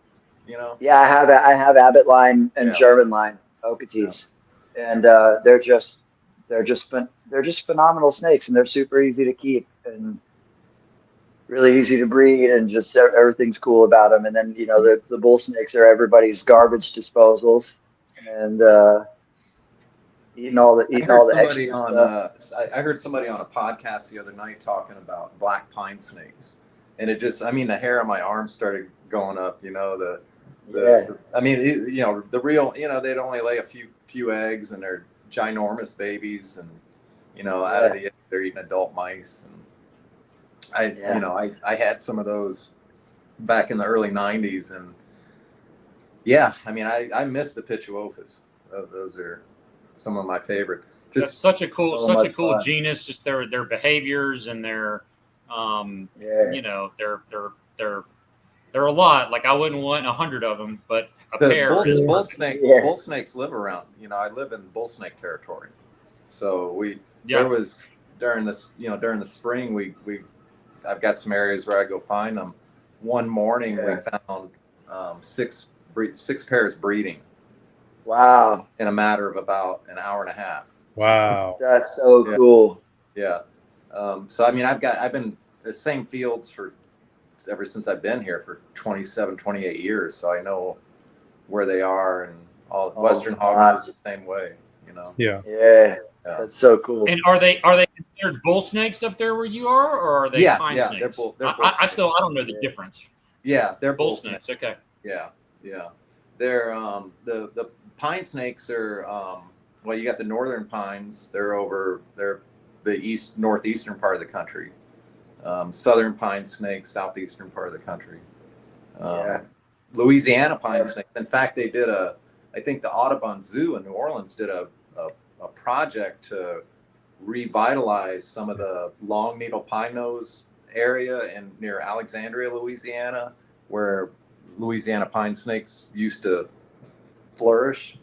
But they cut down all the long needle pine nose, so the pine snakes went away. Yeah. Well, they've got those growing again, and they released a bunch, and I think they're finding babies from those animals they released now. Yeah. So, that's so cool. Yeah. They've done that here in Alabama with the Eastern Indigo. Auburn University's got a program where they bred them, and for the last probably 15 years or so, I think they've been turning them loose, and they've just now in the last, I'm going to say 2 or 3 years, have found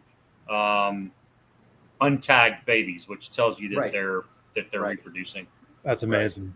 Yeah. That's so cool. Stuff can come back, it's pretty wild.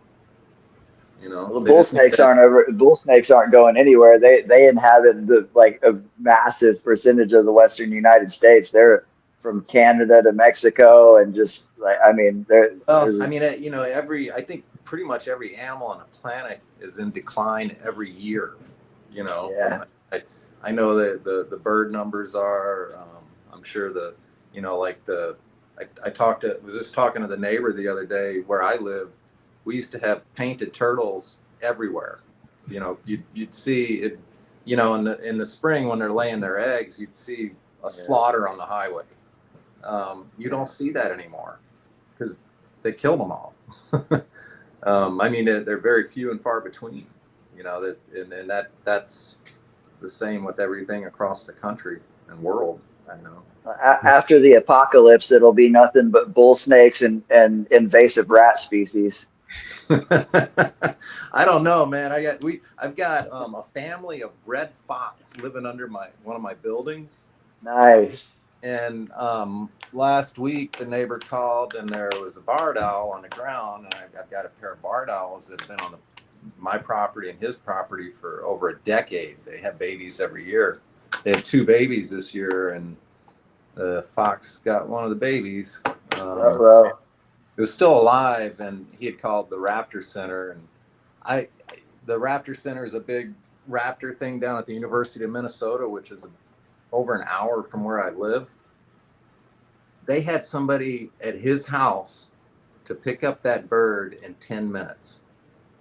Wow. That's it. I could be dying there, it'd probably take a half hour, for the ambulance to show up. It was the most amazing thing. And that is amazing. They got word back to him in the morning that it had died overnight. There was, it had flies on its, behind the head. I'm sure that the fox got it. Yeah, it's a shame. Yeah, but that's, what do you do? It's nature. Yeah. Yeah. She's got another baby, and there were 4 babies last year that made it to fledgling, which was pretty cool. So. That's Is awesome. it the same? Is it the same pair of owls? Well, we've got them here. I didn't know if they would be the same or not. Like I see them. It's the exact same pair. Yeah. They, it's their territory. They pretty much run everything else off. And as long as there's food in that area, they've got no reason to leave, Yeah, barred owls are big owls, and my buddy, my photographer friend Don, he's got a pair that lives in the creek behind his house, and they've been there for years and have babies back there every year. Yeah. There, I think 2 or 3 years ago, something happened, and I know she had babies, but they disappeared. I don't know. We had a couple of bad storms that year, and a lot of times that's where the rehabbers will get those baby owls, or from storms. They end up on the ground, before they can fly and get back up. I don't know if that happened, or maybe another predator, because the babies go down to the ground. They start going down to the ground about this time, learning how to hunt, and they're hopping around, Okay. stuff like that. And they're, easy target. The fox has cleared out everything else. There's no rabbits around. I found there was a white eggshell in the front yard. This big white eggshell, like somebody throw an egg at the house, and I'm walking down the other part of the property, and I see some eggshells, like just a few white eggshells, and those they're not birds, they're like hard eggs, hard shells. Yeah. And so I thought about it, and I'm like, it's a fucking turkey egg, and this is a trail of like eggshells. The fox has been getting those eggs, and then he spits out a big old hunk of egg, and on his way back to the den, 2 or 3 times he spits up a little bit leftover shell, so he left like a nice little trail of turkey eggs. Wow. Yeah. So we're not going to have many turkeys around. Yeah, they're hatching out now. The fox is just one step ahead of the turkeys, eh? They get everything. They're amazing. Yeah. I wish they weren't there, because I like all that other stuff. Yeah. No, absolutely. I get that. Yeah. What do we got here, Patrick? A little chondro, baby? No, I was just thinking about this. One of the subjects that we said we were going to get onto, about quarantine. I just got this today. Yeah. Amazon. Patrick's trying to get bit in the face. I am trying to get bit in the face. She was real sweet when I got her out of the bag earlier. Wow. Is that what came from Keith? Yeah. All right. I was hoping it was going to be one of those tiger bull snakes that he's become famous for. I need some of those. Seriously. I need those red tigers for my Stillwater. I want to introduce that to my Stillwater. This is a red tiger too, just not a bull snake. It's a calico tiger. Wow, that thing's gorgeous. Yeah. How many of those are coming into the country now? Amazons in general, or MORPH Amazons? Amazons. Oh, they're still still a lot. Yeah, they're insanely common in the wild across like massive ranges. They're just so there's a lot of mutations now, aren't there? Yeah, I would imagine. Oh yeah, there's but like this girl, red calico tiger, which is kind of, depending on who you ask, 3 different things. Definitely 2 though, and come on, mama. But there's not like we got leopard and the hypo that produced the what we call leucistics, for lack of a better term, and various combinations. It's as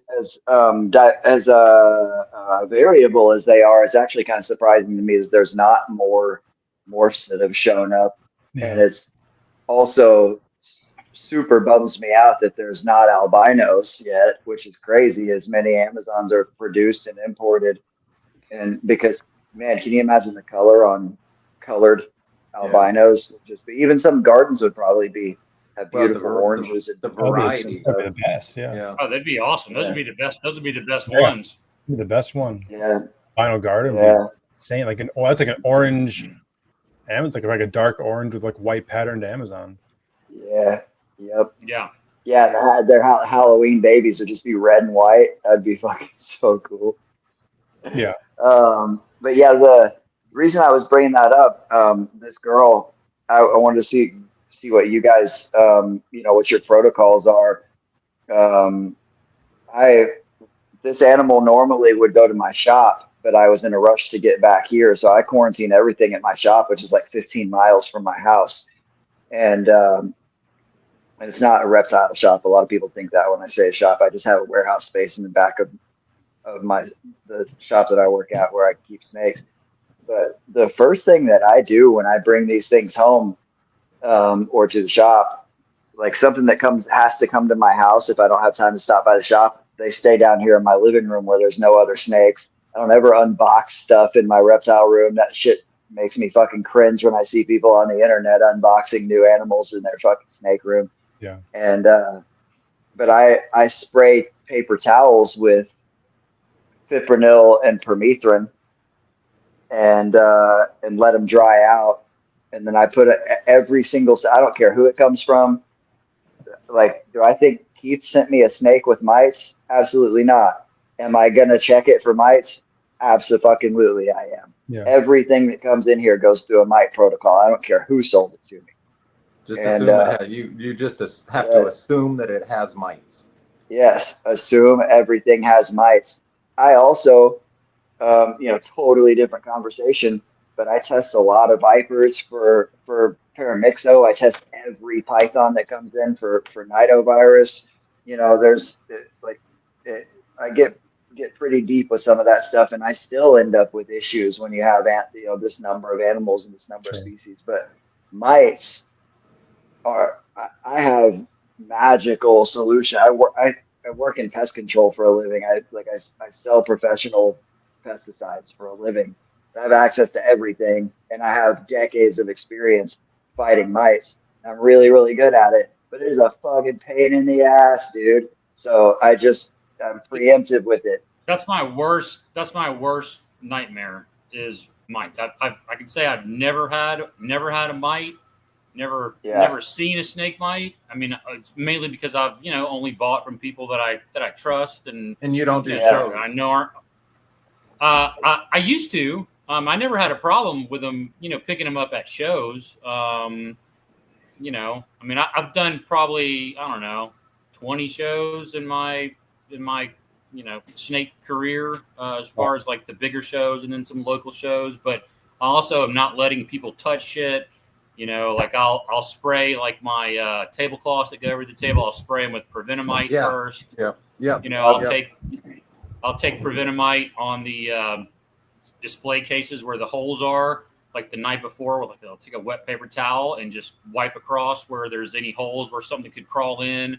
I've just been super anal and worried about because like even 100 snakes getting rid of, like you see a mite.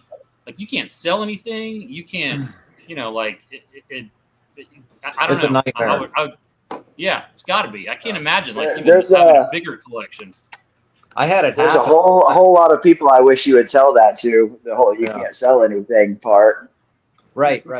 I had it happen. God, it must have been. I mean, we were fairly large too, and I mean, it was my fault because I let it in, I used to, everybody wants to blame somebody. Well, blame yourself. Yeah. Yeah. But it was a bitch. It was a bitch to get rid of. And we've had rodent mites. The thing with mites that people don't I think people don't understand is if you go to a show or you come into contact with another reptile person, that puts you at risk for having mites. So it's very difficult to really say, I went to a show, had this show. I don't know for a month or 2-3 months after that show if I got mites or not. Because of how they work. There was a big long paper that that Dr. Dale DiNardo put out on mites and the life cycle and how they work. That helped me a lot in being able to eradicate them and not get them back. And I've literally had, I think, one snake person here since COVID. I just don't have people over. What I used to do for the shows, before I would pack anything, I would treat everything with prevenamite. I would spray a rag and wipe everything down. I'd spray the inside of my vehicles, my luggage bag, my shoes. I just wanted, if there was something I could, cover, I would try to do that, because I just did not want to bring them back. And that was, was one, that a show is an opportunity to bring them back. Going to another collection is an opportunity to bring them back. Same thing with rodents. My rodent building was always off limits to anybody. I didn't even want vehicles getting near it, especially if they had rodents, they weren't allowed to come over. Oh yeah. 100%. So, a lot of, and people, you can set these protocols and people think that, you're being a jerk or whatever, but no, man. Yeah. You're not the one that's got to clean this mess up. Well, with a room like Marcial, if you had mites in your room, I could show up over there at that place, and with a little bit of help and a few hours of work, I could eliminate every mite in there in one evening. When you start getting you can't kill the eggs though, right? But you can't kill the eggs. No. No, but you can use. They can go dormant for over a year.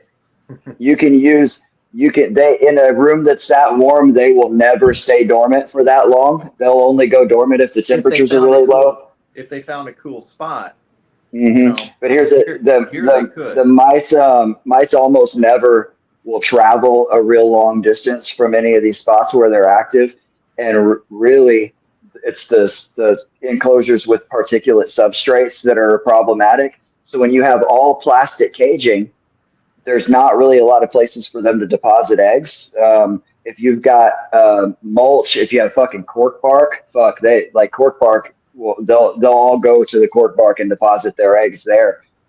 So when you have all plastic, I could take a room like that, pull out all the particulate substrates out of it, put everybody on chemical treated paper, treat all the animals directly, remove water bowls. One round of that, I can knock out mites in the whole room. And as a precaution, what you do is you put chemical on the floors around every stack and rack, and you're creating perimeters that if you missed any spot, nothing can move from one place to another. Like there's insecticides. I carry stuff at my shop that has a year of residual effect indoors, a year. So you can, if you're creative with perimeters and you're aggressive with the initial treatment, if it's a room that's not like it'd be a pain in the ass at my house because I have so many different rooms and so many tiny little baby vipers that would be super sensitive to the direct chemical treatments. I have a bunch of mangrove snakes and other stuff have like soil, mulch, leaf litter mixed as a substrate. Like all that shit has to go if you get mites. But if you strip everything down to paper and plastic and are aggressive with chemical applications right off the bat, you can knock out the entire thing with one treatment. But you're still not going to be certain that you're mite free for a good 6 months. Yes. Yeah, absolutely. Then you just have to sit back and watch. Right. Yeah. Right. Just sit back and watch everything. Yeah. I chased mites around a rack in my quarantine room at work earlier this year because I fucked up and didn't just go ahead and treat every single snake. And there was a small rack, and it was one snake got him, and I thought I had enough chemical on the shelves of the rack to prevent it from moving around. And then it got into the next tub over, and I'm like, oh, well, shit. So I treated her. I literally chased him around the whole rack. What's really crazy is when we were full steam with rodents. We got mites a couple of times on the rodents. and how they would move around was it made no sense. I didn't never. It was the craziest stuff, you know, and it would take, you know, it was, we got rid of them, you know, every time we got them, you know. Yeah, no, it's a pain. We've had that issue as well back in the day at the pet shop, these tiny little kind of reddish mites that get in the rats, and they were a pain in the ass. Yeah. Yeah. I will say that I've had with, you know, I've always just followed the directions on the Prevenamite to where they just, you know, like make sure it's dry, and I always do it, you know, they say wait 30 minutes or whatever. I usually do it a day in advance, but one time it is a problem with garter snakes. Whatever the active ingredient is in Prevenamite, I don't know if it's really permethrin. Yeah, so I put I got a pair of garter snakes from somebody, and I treated the enclosure the night before, just like I've done a million times before, and I put them in there, and within 5 minutes they were both dead. Wow. Yeah, I've heard that Western hogs are also sensitive to permethrin. I've been moving. I used to use that exclusively, and I've been moving to fipronil very recently, and kind of gradually experimenting with it. I don't get a lot of opportunities, but I actually enjoyed chasing mites around that one rack because I got the opportunity to try, and I got in animals in that time frame. I got in multiple animals that had mites when they came in, and so of multiple different species. And then I got some new stuff in that were adult snakes that I could experiment with a little bit. And the idea will be, I have a fipronil concentrate that I carry at the shop, and so I started using that. And what I'm going to keep doing with it is next time, it's been a while since I saw a mite, but next time I get an opportunity, I'm going to try it at half of the dosage that I use. And the idea is that you want to get it down to the lowest effective dosage so that you can potentially treat smaller and smaller animals. But so far, the dosage that I used was the low dosage on the label, so low end of what we had used to treat, say, ants or something like that. That's what I use this product for at the shop, is for aggressive ant treatments. And I used it all on adult snakes. I did quite a few chondros, a few Amazons, a scrub python, and a Baird's rat snake. And I had zero reactions. And I will soak adult snakes in permethrin solution. I'll put them straight into it. I've only ever had a reaction to permethrin twice. But with this fipronil, I'm pulling the water bowl and I'm literally spraying it directly on the snakes, and then just wiping it into the inside of the enclosure, and kind of spraying the enclosure and then wiping it down, and then tossing them right back in there. And zero reaction whatsoever. And that stuff it's much slower acting than permethrin, but it is nuclear on the mites. And the problem with permethrin is that it's real photosensitive. Indoors, it has a bit of a residual effect. You know, you expose it to sunlight, it doesn't last more than a few hours, depending on the type. We know aerosols are shorter lived than concentrates, for example. But the fipronil concentrate that I have indoors probably has like a 4 to 6 month residual effect on surfaces. So it that's why I always use the Prevenamite, because, you know, Bob Pounds, the guy that formulated that, I guess, he just swore that it had a 6 month residual. And, it does not, and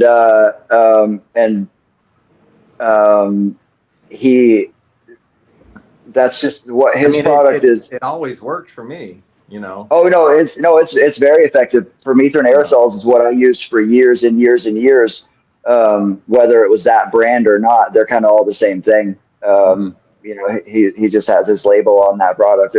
There's lots and lots and lots of products in the pet industry that 10 different people have the same product with their own label on it. Supposedly, this as well. Supposedly, he like that stuff, that Prevenamite, or I don't know if it was his particular thing, but they developed that for the heartwater ticks. and ticks that were coming in on like from Africa, that were. So that question there about have you ever used RID lice spray? Yeah, RID is what I used to use before I knew Prevenamite even existed. That's the stuff from Walmart. Yeah. I think. Yep. Yeah. And it's all and I use a different one. They're all the same active ingredient. But what I was always told was that like the RID didn't have the residual, like it would, it was effective for 24 hours. The stuff I get at the farm store even says on the pyrethrins, used to say on the bottle, effective for 24 hours. Yeah, no hate against Bob. I think he's really cool, and I love his heat panels. But Prevenamite's not any different than any of those products. So they all have residuals as well, or there's no residual? They all have more residual than he is saying, and his does not have as long of a residual as he is saying. I think there's on no the can it aerosol. says like 30 days or something.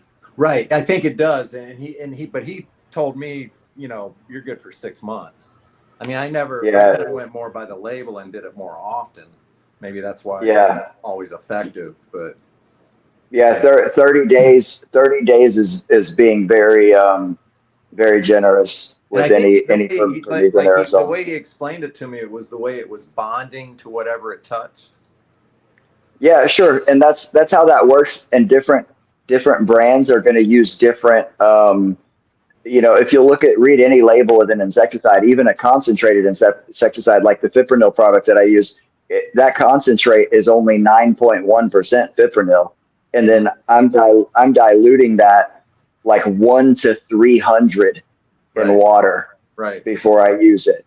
Like I'm doing, and that's the highest rate that I've used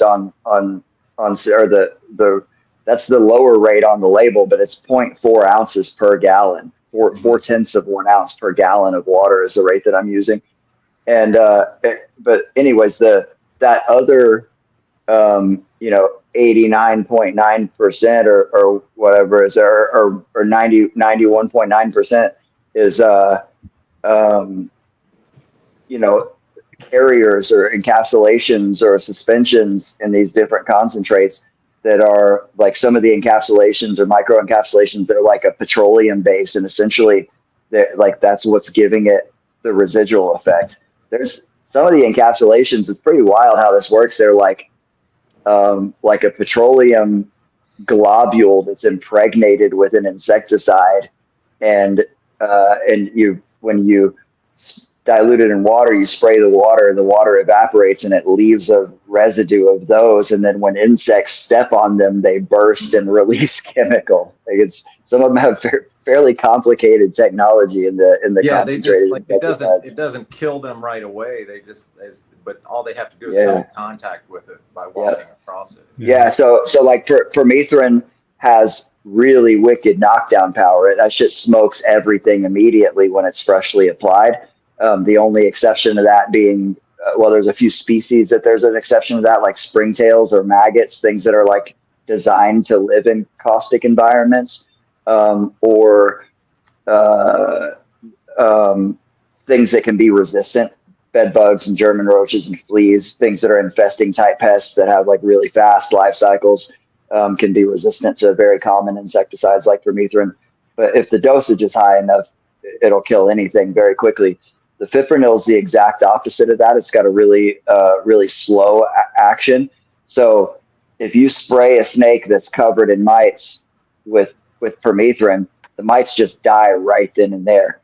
If you spray them with fipronil, the mites get wet and then they dry off and keep moving around. The next day you come in and they're dead everywhere.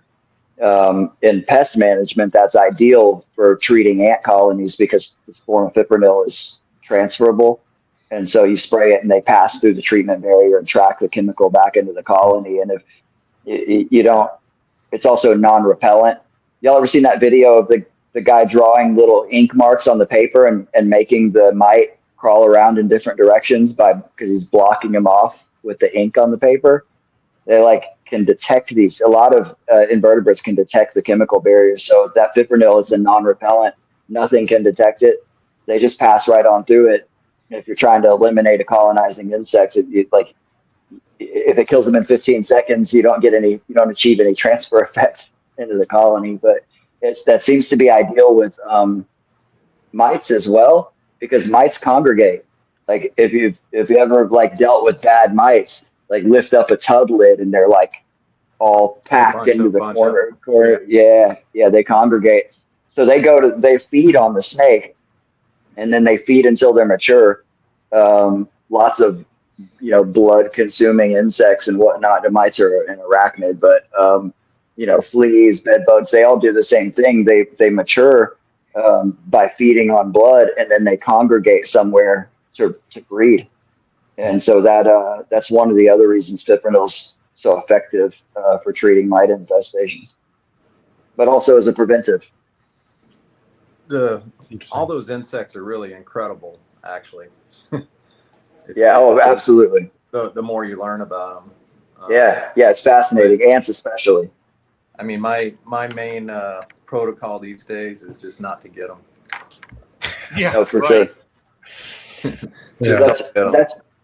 That's kind of like my venomous snake protocol. I have the whole binder, the Florida Snakebite Institute bite protocol binder. I have the whole thing for every species, and I added my own page to it right in the front of the book. I added a page with big permanent marker, and it says, "Don't get bit, dumbass." Yep, that's the key. Yeah. Absolutely. But so that's why know what to do if you do get bit. Yeah, for sure. And I think it should be the same thing with mites, and really anything. There's like sometimes shit happens, and you got to be prepared to deal with it. Yeah. Yeah, and that's really cool.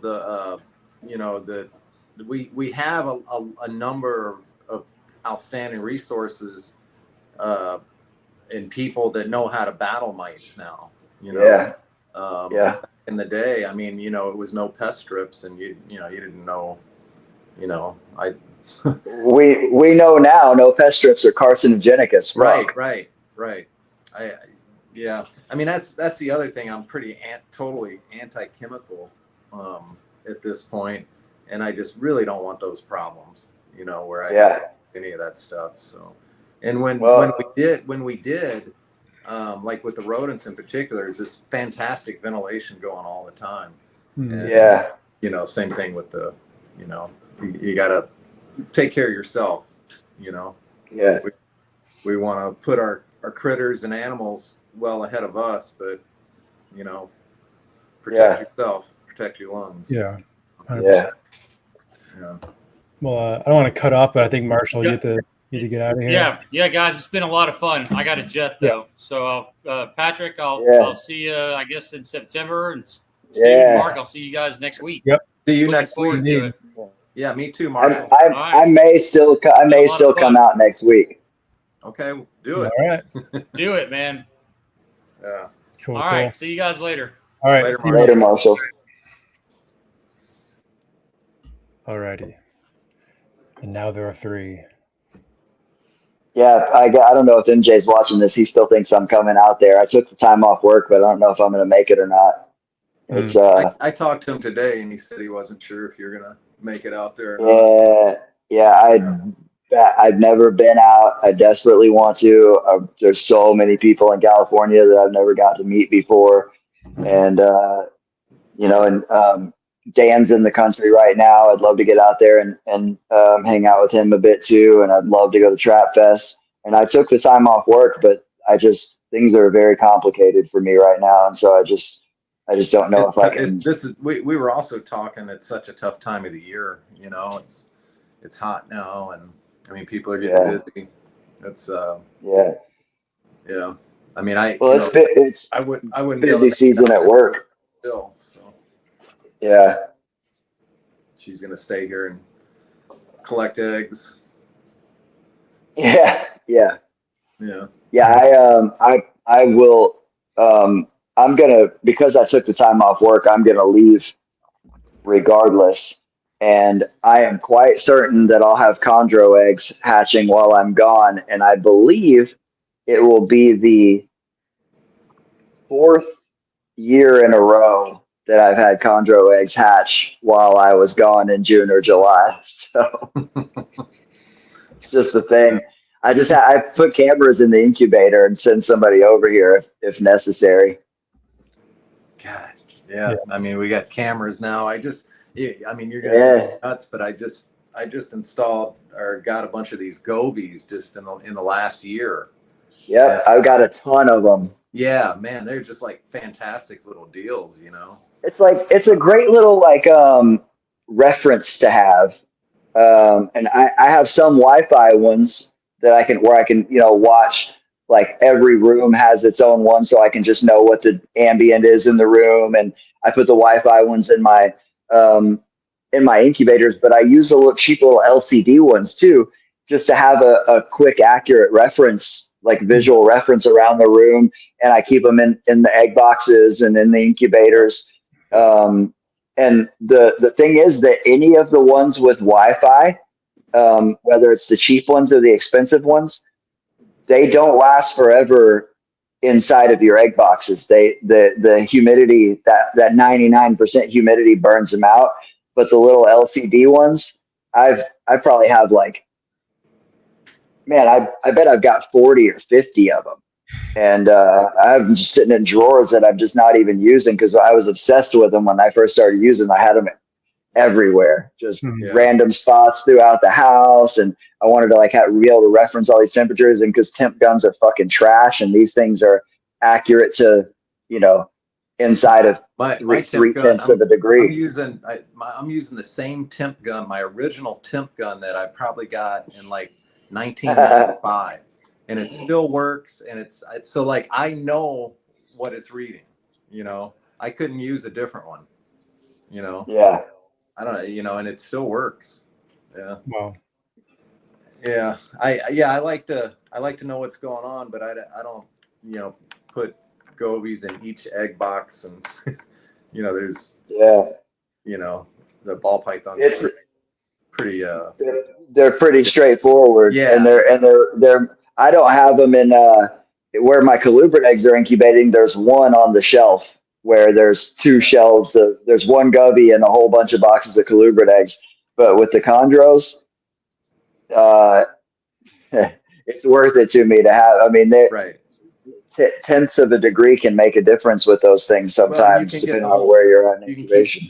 It records the history of it too. Yeah. Yeah. Yep. Yeah. Well, I pop on and look at my graphs on a regular basis and make sure that all my trends are looking the same for the ambient temperatures in the different rooms. And it's a really cool resource. And that's just like I was saying about podcasts with commercials. Even just a few years ago, we didn't think that we would have cameras in our incubators and be looking at graphs tracking temperatures across all this stuff.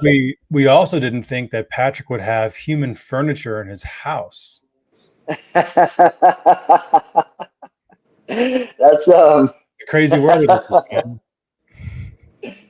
The thing that's really funny about that is that Brian Fisher is one of the only people that's ever been to my house. I've had a very, very small number of people that have come over here. A few friends, a few family members, and a few reptile people. And Steven's been over twice, and Brian has also been over twice. And he knows damn well I've had this fucking couch since I first moved in here too. But it is other than my bed and my office chair in the baby room, this is the only piece of human furniture that I possess. So I literally live in a snake breeding facility, and I have a full gym in my living room, and then a couch and a TV. What more do you need? Absolutely fucking nothing. I have my kitchen is right there. That's what that sounds very similar to us. Yeah. Except my gym and sauna are in my garage to the house, where I used to have 15 6-foot freezers in. And this little room here, I had 4 chest freezers in. Wow. Wow. I yeah. I only have 2. I've got 2 deep freezers. They're both at my shop. We had a lot. You know, it was nice because if we didn't need them, we could just unplug them. Yeah. Yeah. There were, you know, maybe 2 or 3 months out of the year where they were all full, you know. Yeah. Well, yeah. Mine stay full of feeder rodents, ribeyes, and dead chondros. Hopefully not too many of the latter, but you know. Yeah. Well, you're gonna have a few. It's rough around here. But yeah, of course. Well, how about MJ with what has he got, 4 or 5 clutches? 5, right? Yeah. Jeez. Yeah. That's a lot. All right in a row. Well, it's because MJ is a smart man and he pays attention and he learned from somebody. I'm not real sure who, but he learned from somebody that if you just buy a shitload of Biak females, you just get a whole bunch of import Biak females and just start throwing males at them, you somehow end up with a bunch of chondro eggs. I'm not sure where he got that information from, but somebody he's doing in their house, maybe. Yeah. He's doing way better than me this year. I've had literally my worst year ever with green trees, and I have the biggest collection in the world. And so it's kind of fucked up. But I also, last year I had 7 clutches. So it's I'm glad MJ's taking up the slack, and also that he's getting good fertility rates and. The way the eggs are looking and the way he has his incubation set up, he should be getting good hatch rates too. And then the question is really going to be, MJ likes to act like he's a gangster. Have fucking 5 chondro clutches hatched out over a period of a few weeks. We're going to find out how much of a gangster MJ is. Like, I promise you, nothing has ever tested him. In this hobby, like having a shitload of baby green tree pythons. Matter of fact, nothing ever tests anybody in this hobby like hatching out a shitload of baby green tree pythons all at once. It's a fucking nightmare, but it's awesome and it's worth it. Yeah. I think he's looking forward to it. You know, he may be trying to give his. He's anticipating, a lot. You know, he is. He also might be trying to give his child away so that he has time to take care of he's not going to do green tree python. But he told me a funny story about he tried to hire somebody and that hadn't worked out yet. But that's tough. You know, he's going to be doing it. You know, I mean, you're lucky if you can find a part-time helper. It's a challenge. Yeah, I have one, but he works with me at work too, and we're in busy season right now, so he's not been able to be over here a whole lot, and he likes to apologize to me for it, and I'm like, dude, we're running you into the fucking ground at work right now, so I don't expect you to come over and clean rat shit after you've been digging termite trenches all day. But so I don't know. I mean, it's comes down to it. It's it's always been no matter how much help you have, it's always us that end up doing the final go. Sure. Well, I don't even. Zach doesn't. I still do almost all of my animal care. Sometimes I let him do like water on the colubrids or whatever, and it's not that I don't trust him with it. Most of his collection is venomous. Zach's one of the most capable people that I have in my area. So if I ever needed him to do animal care, I trust him completely to do it. But the venomous stuff is a liability, right? But also, I want to do my animal care. I want to have eyes on everything. I try to look at it. You have to, Yeah. I try to just pass over everything every day. Yeah, with a big collection, what you just said, you have to have eyes on everything. Yeah. You have to be able to know, and especially when it's different if I was like doing all North American colubrids, then everything's on a fucking timer. System. And it is not like that over here. I'm working with a bunch of challenging shit. I'm looking for subtle signs from females that they're starting to cycle, and just all kinds of stuff little behavioral cues and looking for watching animals for symptoms of any types of issues, and just there's just a whole lot. But it's also that like I do this because I like to do my own animal care, and you know, and as frustrating as establishing baby green tree pythons can be sometimes, it is for that exact reason highly rewarding. Right. Well, we're caregivers, and Yeah. it's nature, and that's our reward. Sure. You know, it's like the wildlife. Yeah. People, they're not getting paid.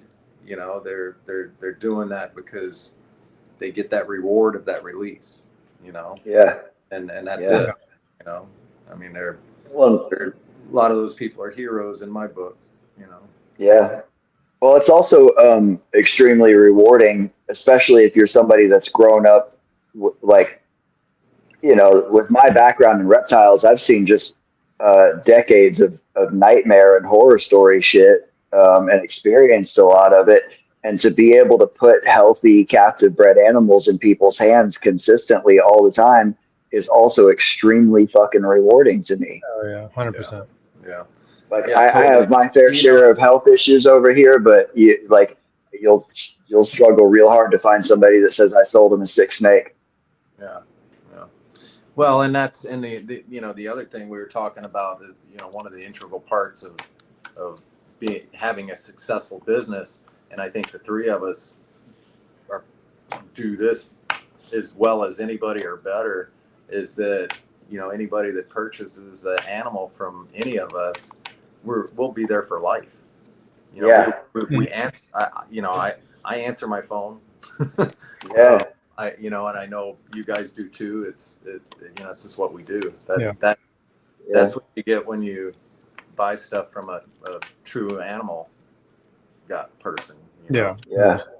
We care about the animals, so that's always cool to see. And just the opportunity that this has given me, like if that can give another kid an opportunity to have a successful life, like you, Patrick, I had a bit of history. And I mean, if it weren't for this, I don't think I'd be alive. I don't think I'd be here, It was really a salvation for me to be able to start doing this, and then be successful at it. So it's, I think it kind of, we need to give that opportunity to the new people coming up, I agree completely. I've heard a lot of people, because I get a lot of conversation around addiction. I've had a lot of, and mental illness, and just mental health. I've had a lot of people tell me how therapeutic their snake keeping is to them. And in 2009, 10, 11, 12, I was getting to be in the worst shape that I had ever been in, as far as, my body and my level of addiction. But I started keeping and breeding green tree pythons, and I was a very, very, very bad addict, and I was a total hermit. I didn't go anywhere or do anything. And so the green tree python community was the only social thing that I had, was chondro community on the internet. And people say that the internet's fake and it's not real, social interaction. That's absolute nonsense. It can be, but it can also be extreme. Right. You can't tell me what we're doing right now is not genuine social interaction. Just because we're not sitting in the same room, we're fucking looking at each other's faces, and we're doing the thing that we love doing, right? This is real. And I kind of think that, as depressed and fucked up as I was, and mostly just about my own condition that I had brought myself into, and as terrible of a life as I was living, the green tree python community and just the general reptile community was really something that kind of kept me going, and starting to have success breeding green tree pythons was something that kept me going. And fortunately, I was rescued by the cops by being arrested and thrown in prison for 5 years. So, hard you know, to I do got your to. green tree pythons there, you know. Yeah, it was, but I did still have chondros. They were just, you know, I had animals at a couple of friends at my brother's house and my friend's house. And I know people have heard me say this before, but I had pictures of green tree pythons inside of my locker in prison, where most people have pictures of their family or women or something. Yeah. I literally had pictures of chondros in my locker, and so even while I was in prison, it gave me something to look forward to. I had Matt Morris and Gary Scavino wrote me, and Mel Bernal. There were multiple people in the reptile community that kept in touch with me the whole time that I was gone. And, you know, so it was that even when I was strung out and afterwards when I was locked up, it was always something to look forward to and keep me going. So definitely. Yeah. No, it's really, it's amazing how much this community can do for, you know, for your overall life. Like this is all I've really known for the longest time. You know, if I sometimes, I don't think about it a lot, but sometimes the thought of like, what would I be doing if I didn't have this right now comes to mind, and I can't even really fathom it. Like, you know, the to go like, I mean, if I'm gone for 4 days, I'm like, I want to get back to my animals, you know. Yeah. Like I don't like taking long trips. Like, you know, going to California is going to be a longer trip, and by sundown be like, what time is it? When are we? Like, let's get home. Even though it's going to be super fun the whole time, but you know, I feel like you want to have that urge inside of you. You know, if you don't have that pull back, then not that you shouldn't be doing this, but I feel like that's a good sign that your heart is still in the right place with it. No, the only thing that could get me to get out of this would be if I had enough money and resources to just travel the world and look at snakes in the wild, like essentially every day of my life. Like if I was able to literally just spend the rest of my life traveling and herping, I would get rid of every single pet snake that I have. But I don't see that. Like that. The snake breeding is my means to be able to occasionally do things like that in the future. So, but yeah, this is also why I don't have like dogs or other daily care animals, because I have enough anxiety about my snakes when I leave. It was really hard leaving when I had my dogs. It was really hard. Yeah. But it was that was so rewarding when I got home though, you know. Yeah, my snakes don't fucking greet me at the door with their tails wagging all over me. They just they shit everywhere, so I got to go clean them. You know? Yeah. Everybody's shit in their water bowl when you were gone. Yeah. It's for me. It's been nice to, you know, cut back and, you know, I'm at that point. I just turned 62 last month, so you know, I'm gonna keep taking, you know, little steps at a time and do more traveling around and get out in the field a little bit. I love that stuff. You know, I spend a lot more time exercising now and trying to maintain balance. Life is good. You know, I'm very grateful. Yeah. You know? Hey, it's amazing. Yeah. If you can say that, how much more do you need, you know? Yeah.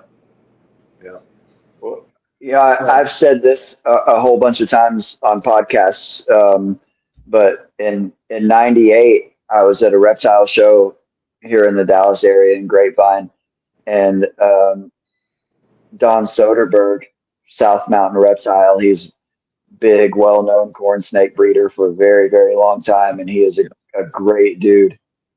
I was 17 years old, and that was the first time I met him, and he was super impressed that I knew what his, what was it?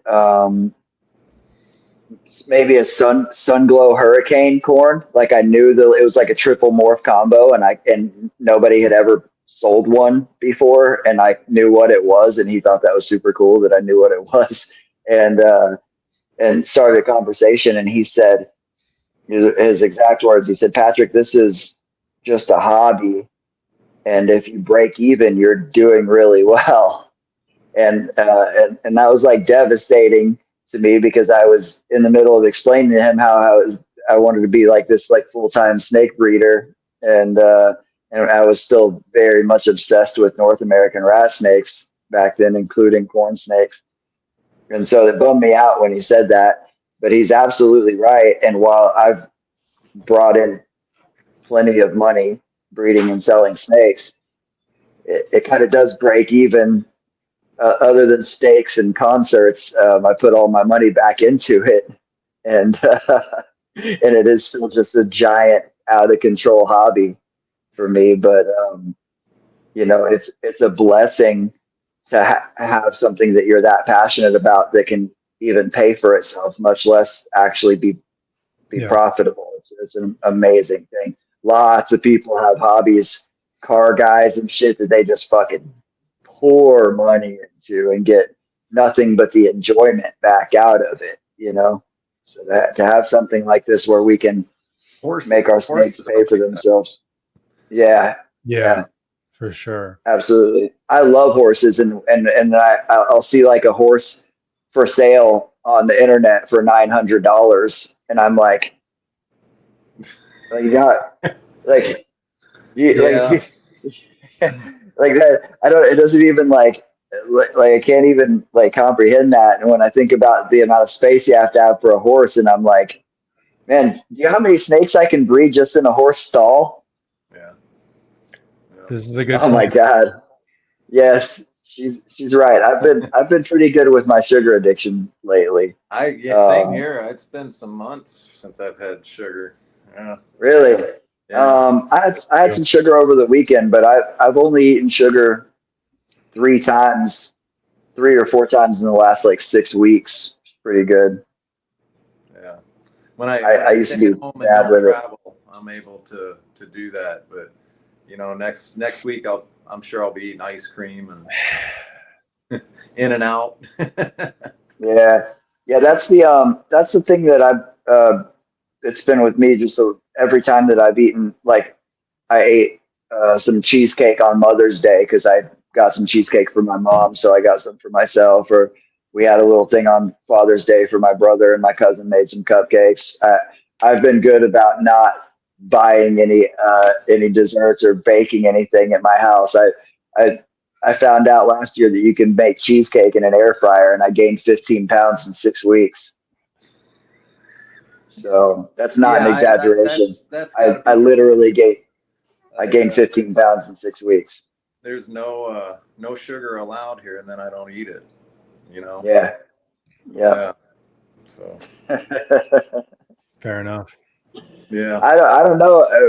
Steven, if I keep sending Brooke recipes, she might mess y'all up over there. So potentially, yeah. That's definitely my vice for sure. I struggle with the sugar thing. I try to like balance it as much as I can in other areas, eating well, exercising all the time, but I don't know, man. You want to get that, you need that reward, It's not even that I need the reward. It's just, especially at night, it's just such a craving I have. It's not, I don't even try to justify it to myself because I'm not like, oh, I've earned this or whatever. It's just like, I want to. You don't smoke weed or anything, do you? No, I don't. No. Yeah. No, I only really ever drink like a trap just probably, right. But like day to day, no. So like that's like my end of the like my nightcap. Like it's not all the time, but man, I could I could surely fuck up some dessert on a daily basis. God, I mean, it would probably be over for me if I was smoking. I don't think I'd be able to handle it. I smoke a lot of weed. So and I don't I'm able to leave it alone. So that's been great, but I remember, talk about a horrible diet back in the day when I was running at full steam. Everything was we were at peak operation. I mean, I wouldn't finish work till, 10 o'clock at night. And I was single. I didn't have time to go to the grocery store, and they had a Domino's pizza 5 miles down the road. And I mean, that was my go-to thing for, it's terrible, Yeah, it's terrible. Yeah. But I mean, I was just so keyed in on my work, it was just, so much work, it was unhealthy, Yeah.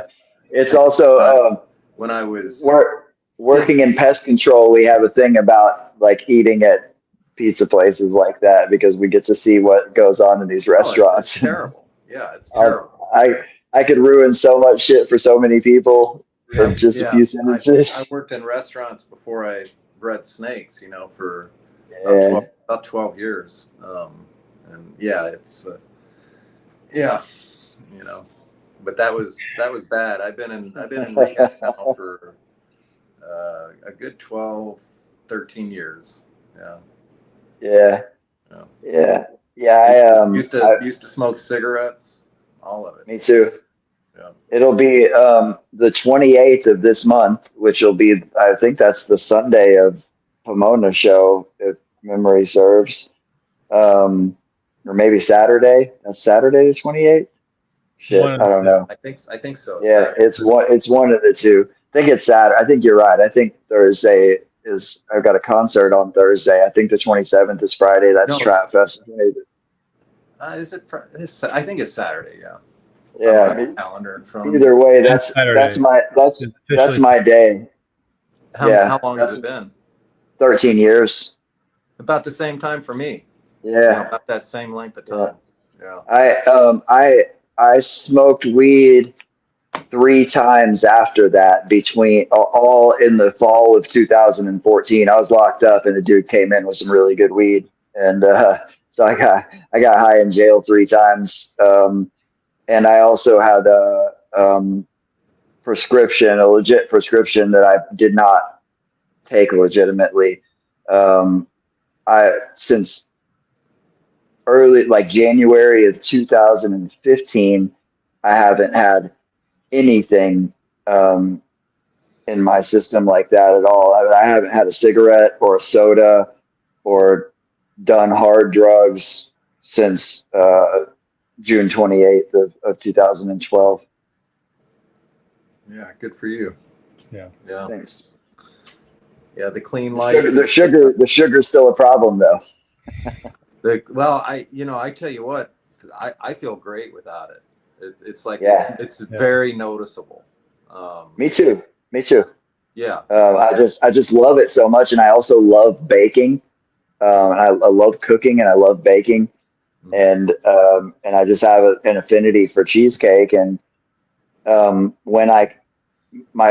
other problem that I have is that if I make myself go too long without it, I will like slip up really bad when I allow myself to have it again. So I just have to like or something, huh? I will like it's frightening.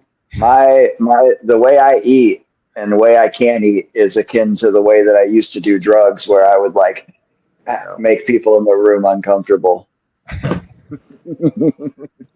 Yep. So, yeah, I know. I can eat. Yeah. So if it's not around, that's the best option for me. Yeah. Yeah. Well, it probably also helps being kind of off the grid a bit, like you too. Right. You're not me, where I can drive 5 minutes to Dairy Queen at 11 p.m. if I really want to. Yeah. Yep. Everything's shut down up this way, and it's a little bit of a haul. So that's like a safety deal. Impulse control there. Yeah. Yeah. But what ends up happening is I end up eating too many nuts or something like that sometimes, and it's like just easy to overeat your calories with the nuts too, man. Oh, I know. But I burn them off. It's not that. Yeah. There are worse things to binge on than nuts, for sure. Yeah. I'll sit down and eat half of a cheesecake, no problem. After dinner, no problem. It's ridiculous. I'm not a cheesecake guy, but like a good chocolate chip cake, I'd probably eat the second half in the middle of the night. Yeah. When I was a kid, I used to go to the grocery store and I would get a butter recipe yellow Betty Crocker. And look, I was scrawny, right? I had my body. I was like 3% body fat when I was this age, and I was just like no fat on me. But I also I skated and was herping all the time and was just like I was nonstop. And I would go and get a butter recipe yellow Betty Crocker cake and a little thing of the fudge icing that went with it. And I would go home and bake a cake, and I would cut off a slice for both of my little brothers, and then I would eat the whole rest of the cake all at once. And I was like 120 pounds. No, I never did any baking when I was a kid. I did. And it got real bad once I started smoking pot. Oh man. All over with. So yeah, I gotta shout out this comment. This is very integral part of managing a large snake collection. This is all very involved in the Dairy Queen and nuts. Yep. are essentials. Domino's as well, as we learned earlier tonight. Domino's is got your Domino's. Yeah, I mean that's like a staple for reptile breeders, I thought. It probably is. You know. You got paper towels and your little cart and clean water bowls and Dairy Queen. Got Domino's. Yep. Yeah. I would imagine that there are lots of guys maybe listening to this right now, and definitely lots of people who listen to this show who push their cart around their snake room with a pizza on it. And they're cleaning ball python shit with one hand and eating pizza, hopefully, with the other hand. I hope they realize when they're dumping their tubs in the garbage that, half of it's going airborne. Oh, yeah. Yeah. It's like the rodent thing, we used to have rats that were 9.5 feet high. And, if you'd get a flood up on that top, there's been some times that flood on that top row, you pull it out, No. Yeah. No, thank you. The floods, I don't do, I have a very small rodent operation, but I'll never do the automatic watering thing. I'll never have enough rodents where I need automatic watering. I think it was when I did it the first time, I converted everything to automatic water. Every cage, every mouse cage went to automatic water. And this was probably like 98, 99. And I didn't have anybody never seen anybody do this. Got all the pieces, put it all together. And then I had a trade show over in Chicago. And I left here about midnight and got back about midnight the next night. And I walked into like 3 inches of water on the entire building floor. It was, I didn't put it together right. But there was definitely a learning curve there. And I have everything hardlined and we have no problems. I had more problems when I did the gravity feed thing, more, the lines get plugged up and all that, with the closed system. The floods are shitty. Yeah. We had a flood at the shop one time over the Sunday that we were closed, and it was warm warehouse weather in Texas, and came into some rough stuff back there with flooded, floating, bloated rats. Man, it was rough. That's no fun, and that's that's probably what kept me, from going anywhere for so long, is just exactly that, because and then when I finally did have employees, the rule was if you got the job here, when I went out of town, you would have to stay at the house while I'm gone. I would put them up here, I'd pay them, but just so that they could make the late night checks to make sure we weren't having a problem. And I just felt it was somebody needed to be on premises 24 hours, 24/7. I don't want to have, you know, tree falls on a building or anything, you know, storm. You know, just more of a responsible thing to do, I think, with the number of animals we had. Yeah, absolutely. You know, and now, you know, we just, you know, it seemed like when I stopped having employees, we kind of stopped having floods. You know, we're, you know, I'm a little more gentle on the valves. You know, they're probably trying to rush too fast, and, you know, just didn't care as much, you know. But we also had a lot more valves going too, so, you know. Probability. Right. The it's just like with everything we do, there's, you know, the rodents are like, with the reptiles, it's, you know, a fair amount of infrastructure. You're always having to fix stuff and upgrade and whatnot. With the rodents, you're doing that a lot more, you know. It seemed like. Otherwise you'd have those problems. I feel like, especially for anybody who like starts with used equipment or, you know, older equipment, you're probably, you know, looking to run into those problems a whole heck of a lot sooner. Yeah, I think so.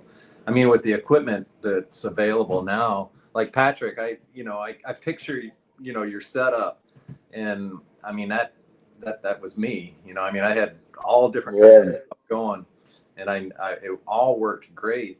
But man, I got to say, when I switched my rodents to the, you know, the Freedom Breeder stuff, and when I switched all the snakes to the Freedom Breeder stuff, it really made a difference.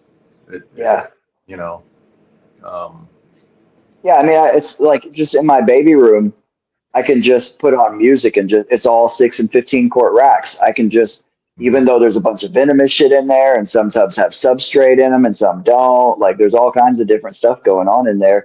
But I can just zone out and just breeze through that room, and it's nothing. I don't know how many slots for tubs I have in there, but it's a bunch.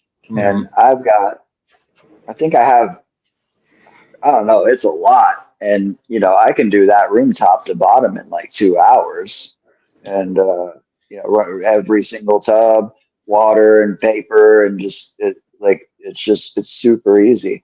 I'm working on that right now with these custom chondro cages that Focus is building for me. They have a Freedom Breeder tub that slides into the bottom of the cage, and a drawer that opens on the front of the cage. And so I don't have to open my enclosures. I just go through and pop this door open and pull a tray out of the bottom of the cage. If you keep arboreal snakes in arboreal PVC cages, the only thing that ever gets dirty in that cage is the bottom. Like, you don't have to, like, got it where you can pull that tub right out and just go clean it. And I'm going to do I'm not even going to do that. I'm going to do just like I do with all my other racks, where I'm going to have clean tubs sitting on top or sitting in the stack, swap them out. And that's the other thing. The two things that Zach does the most of for me over here is he takes care of my rats, which I honestly thought I never wanted to do. I actually don't mind it at all. It's really easy. You know, I have 9 colonies in a grow out tub. It just takes a few minutes to do the rats, and I actually don't mind it at all. But Zach does a lot of scrubbing the dirty stacks of tubs, and he turning my dirty stacks into clean stacks, and doing the rats. And I just have clean tubs on top of all of my racks and just swap them out and throw the dirty one in the dirty stack.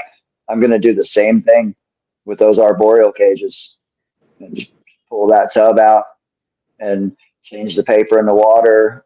And so that would be less stress on the snakes too, you know. 100%. Less environmental change, less stress.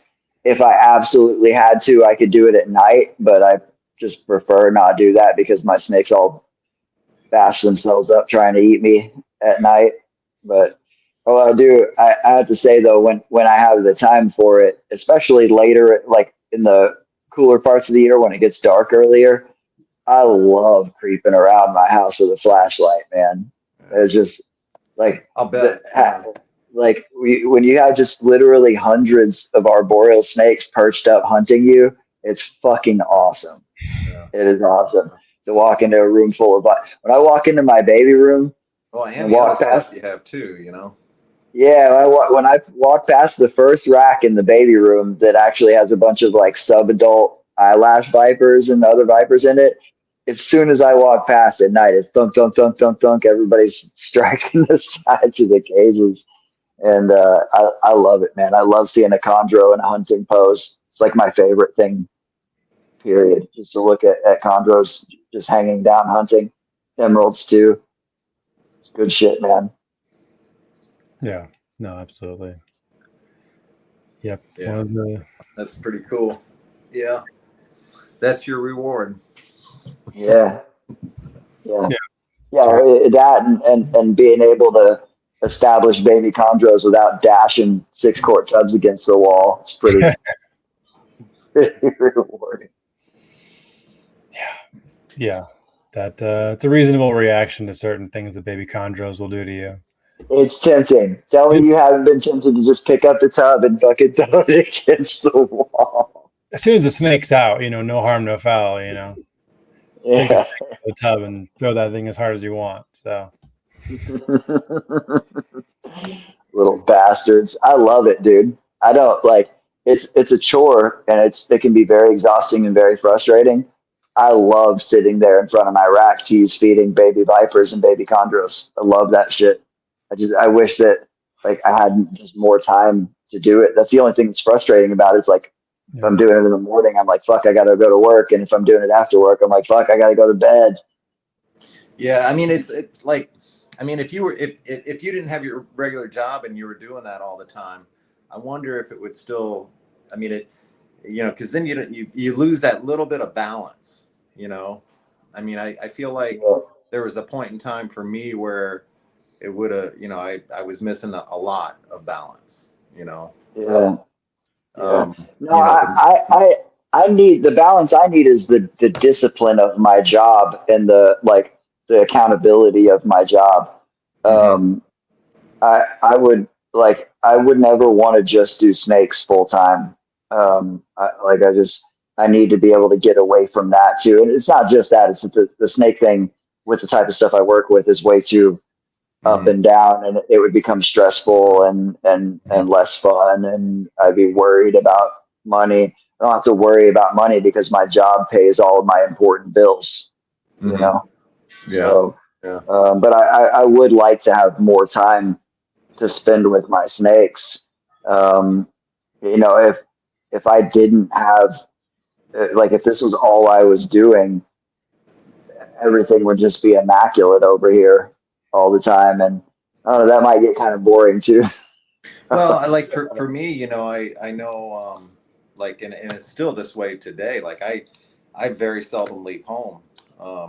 When I, even before Jill moved in here, which was about 12 years ago, Lori, the woman that worked for me, for 20 plus years, she would stop and pick up groceries for me or food, whatever I needed.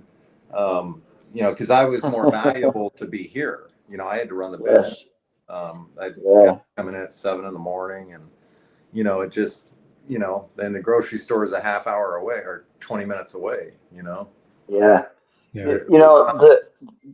It's like that with me. Like at work, I tell our operations manager that I'm like, look, if anytime that you're wanting to send somebody home and because they're done with services and they want to stay on the clock, you just fucking send them over to me and I will go home, because me missing out on the hour or two of income from my job might mean that I catch some little subtle sign from a female that I get to pair her up at the right time, and that results in another $30,000 worth of babies that year or something like that. It can, and if that happened a couple of times, it really, I mean, it's a tough balancing act, Yeah. Well, I also I've discovered that I don't have the discipline to just do this. I don't have the discipline to just be I'm not saying I can't do that. I'm exponentially more disciplined than I was 5 years ago, 10 years ago, 20 years ago. Right. But I still don't fully have the discipline to just be my own boss completely. That's very tricky. Like with the full-time job, you get health insurance. You know, I have to buy my own health insurance, and now this year it was, you know, I pay $750 a month, and I have to pay a $15,000 deductible before anything kicks in. Man. You know, and I've got so I'm 62 now. I've got 3 more years of that, then I go on to Medicare. Yeah. You know, so that'll be nice. But you know, you got that, and then when you have employees, you know, I mean, I've had to do, you know, run it like a business. It's a business. You know? Yeah. The whole 10 yards. I have an accounting firm that does all the accounting for me, and you know, so that costs money. All the taxes you got to pay, and then you've got to set up your own retirement. You know, I pay. I get Social Security because I paid the self-employment tax for the last 35 years. That's my Social Security. You know, and I file. I'm a farmer, and that's how I file my taxes. Yeah. So there's some benefits to that. And then I think it wasn't until I was in my early 40s that I actually started investing, you know, in a retirement fund. And you know, I'm so glad I did that when I did it. I mean, because, you know, you got to pay yourself at some point, you know. And I think that's where a lot of people make mistakes. You know, they don't plan ahead for the future. You know, and I think it's important. And you know, it's worked out good to me. It's a balancing act, you know, and then the priority becomes also like I made that switch to the ball pythons because that's where the money was, you know. I quit keeping some of the stuff that I really liked keeping, that I really was passionate about, that got me into it, because I could make more money doing this, you know. I don't really have regrets about that. I think that when I made that decision, I kind of decided that I like breeding snakes. So let's breed snakes that make money. And that's what I did. And I enjoy going out to MJ's and seeing his green snakes and, you know, a few lizards, other collections, you know, you know, and I get outdoors a little bit more now too. So it's all good stuff, you know? Yeah. Absolutely. I breed lots of stuff that makes money too, if I can actually get them to fucking reproduce. You know what? The other thing, the one thing I've found out too is the less I have, the more productive I can be. Oh, look, Big man. time. Yeah. I've said this before too publicly. I am 100% sure that if I was only doing green tree pythons, I could produce I could produce twice as many chondros with half as many adults easily if I was laser focused on just my green trees. And if I could only keep one species, there is absolutely no question that that's what it would be. But that would bum me the fuck out. I love my vipers. I love my scrub pythons. I love my mangrove snakes. You have a passion for variety. Man, look, if I could, if you just, I also say this publicly, that I shouldn't be allowed to have money. A lot of people don't know that I'm a gecko guy and a chameleon guy and a tree frog guy. I've kept all of that shit. I bred chameleons before I bred snakes. Are you into plants yet?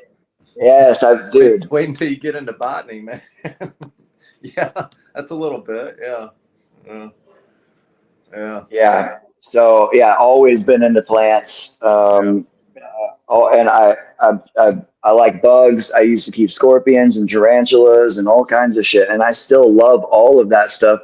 I am obsessed with monitors. I love tree monitors. I love crocs and komodos and water monitors. I don't keep lizards other than my beaded lizards. And well, the morning geckos are for feeders, and the beaded lizards are how I get my monitor fix, because they are a monitor that can't run away from you and has a python metabolism. Yeah. And yeah. And I love monitors, but not only could I not give them what they deserve, I couldn't even give them what they need.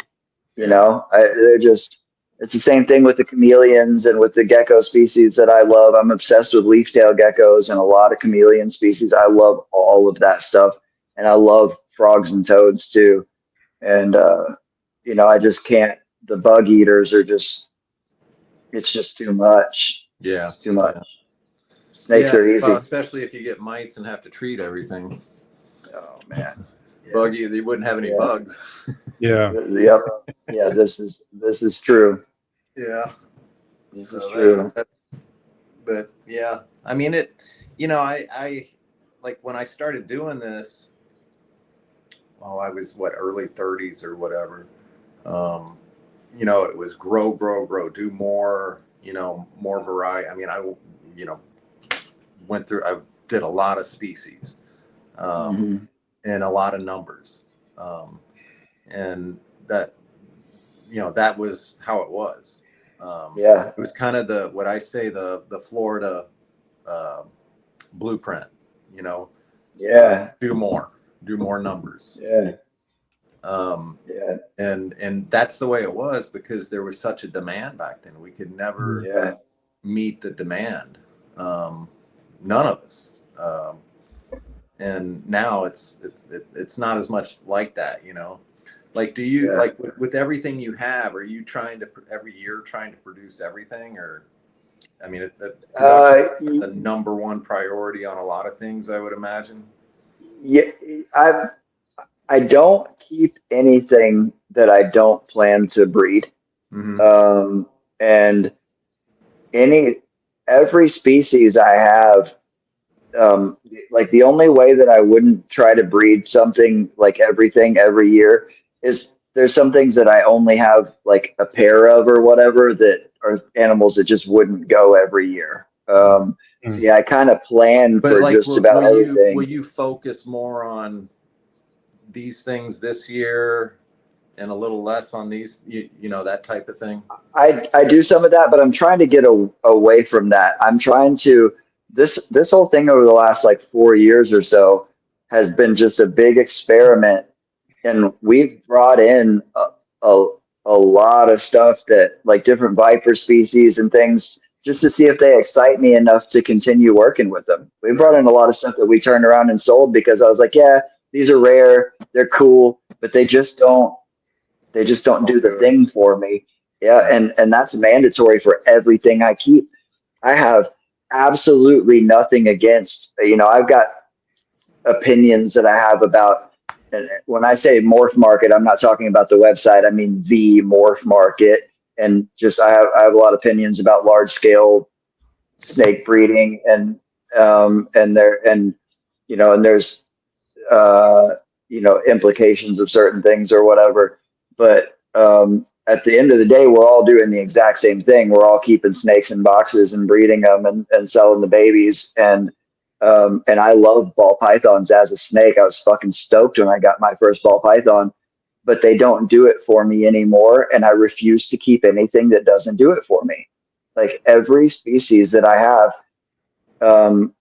like they're just, all of them excite me, and I get excited. When I hatch corn snakes next month, when my corn snake eggs hatch, it's going to remind me of those Emery's rat snakes that I hatched out 30 years ago that back then were a subspecies of corn snake. And I get corn snake eggs bubble in a different way when the babies start coming out. The bubbles look different, and there's a smell. They smell like I can smell it right now, just thinking about what it smells like for corn snake eggs to hatch. And I sell those things to my friends for like, Steven, didn't I just give you yours? Yeah. I think I just gave you your, like, that doesn't matter to me. I'm fucking stoked about it. I love my corn snakes. So everything that I keep has to do that for me, or I won't mess with it. But as hard as it's going to be, at some point over the next few years, as I get this facility more in order, some stuff is going to have to go. Look at Dave and Tracy Barker. They've bred a ridiculous number of python species. They are absolute legendary pioneers in reptile and in herpetoculture, period, especially with pythons.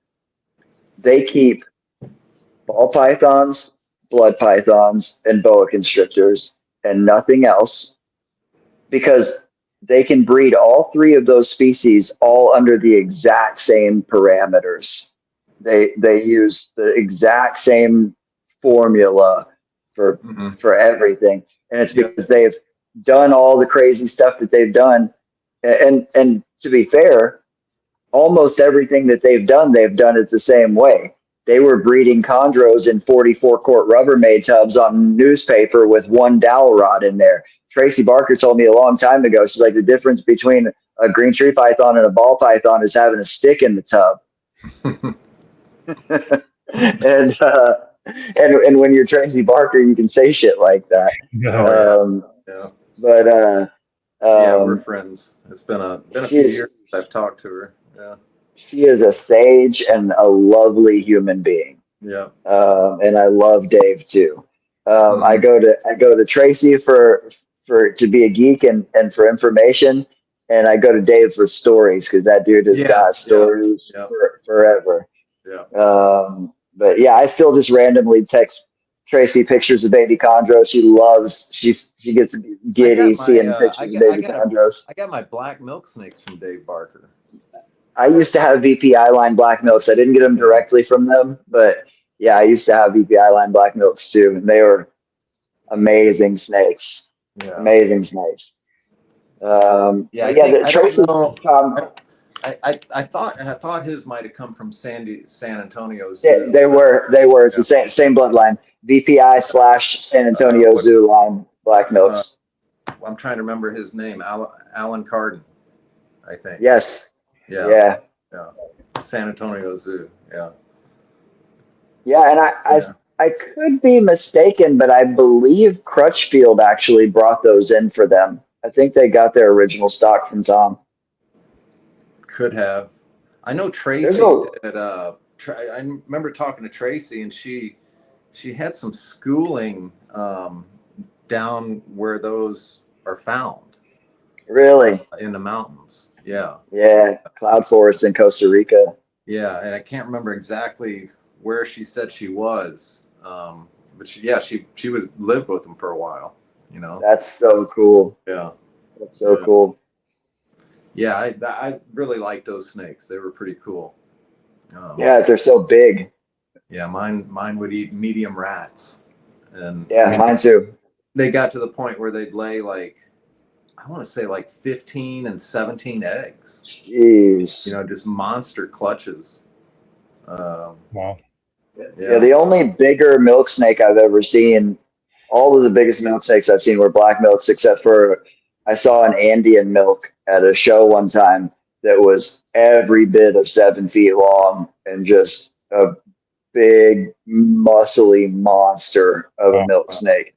Yeah. My male black milk was 6 feet, but yeah, I went to 5 or 6. Yeah.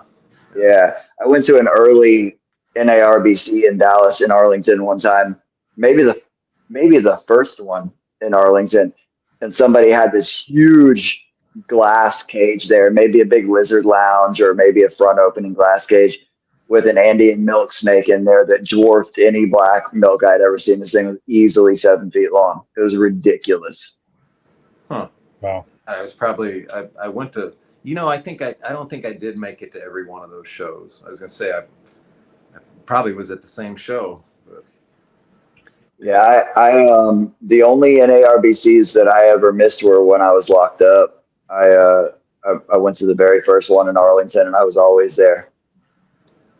Yeah, I went down there for years to the spring and the summer show. Yeah, it's good stuff. That was, I thought about bringing his name up earlier, but that's where the first time that I met Barczyk in person was at that show. And, you know, he was the first like internet reptile celebrity person, you know, and if you want to call it that. And I thought it was super cool that I had a very small collection, but my snakes were cool. And I thought it was awesome that he thought my collection was awesome, and he was super nice. And, but you know, I remember his name came into my mind when we were talking about numbers earlier. And I just happened to remember this specific year because I remember in 2009, he said that he had 30,000 snakes in his collection, and he said he hatched out 40,000 babies that year. Yeah, we used to talk numbers. I can't remember. I mean, but it was like what you're saying. Yeah. Yeah, and he also said, when he was saying that, he also said, and I'm not the biggest operation in the U.S. He said, I'm top 3, but I'm not number 1. Yeah. Yeah. Bill Brandt got pretty big down there. I went to his facility years ago, and he literally had a whole like street block of in an industrial park of buildings, and they were kind of all connected. And a lot of those warehouses had smaller buildings within them. It was, I mean, it was an amazing like maze of reptile stuff, and you know, over employees. Yeah, that's wild. You know, it was, in Gainesville, and you know, it's nice and toasty and humid there. You know. Yeah. Yeah. The first big operation that I ever saw was actually a rodent breeding facility in Arlington that had a reptile shop attached to it, but like, you know, tens of thousands of square feet of rodent breeding, and I was just like blown away that somebody had like 2 warehouses. Where he had a mouse warehouse and a rat warehouse, and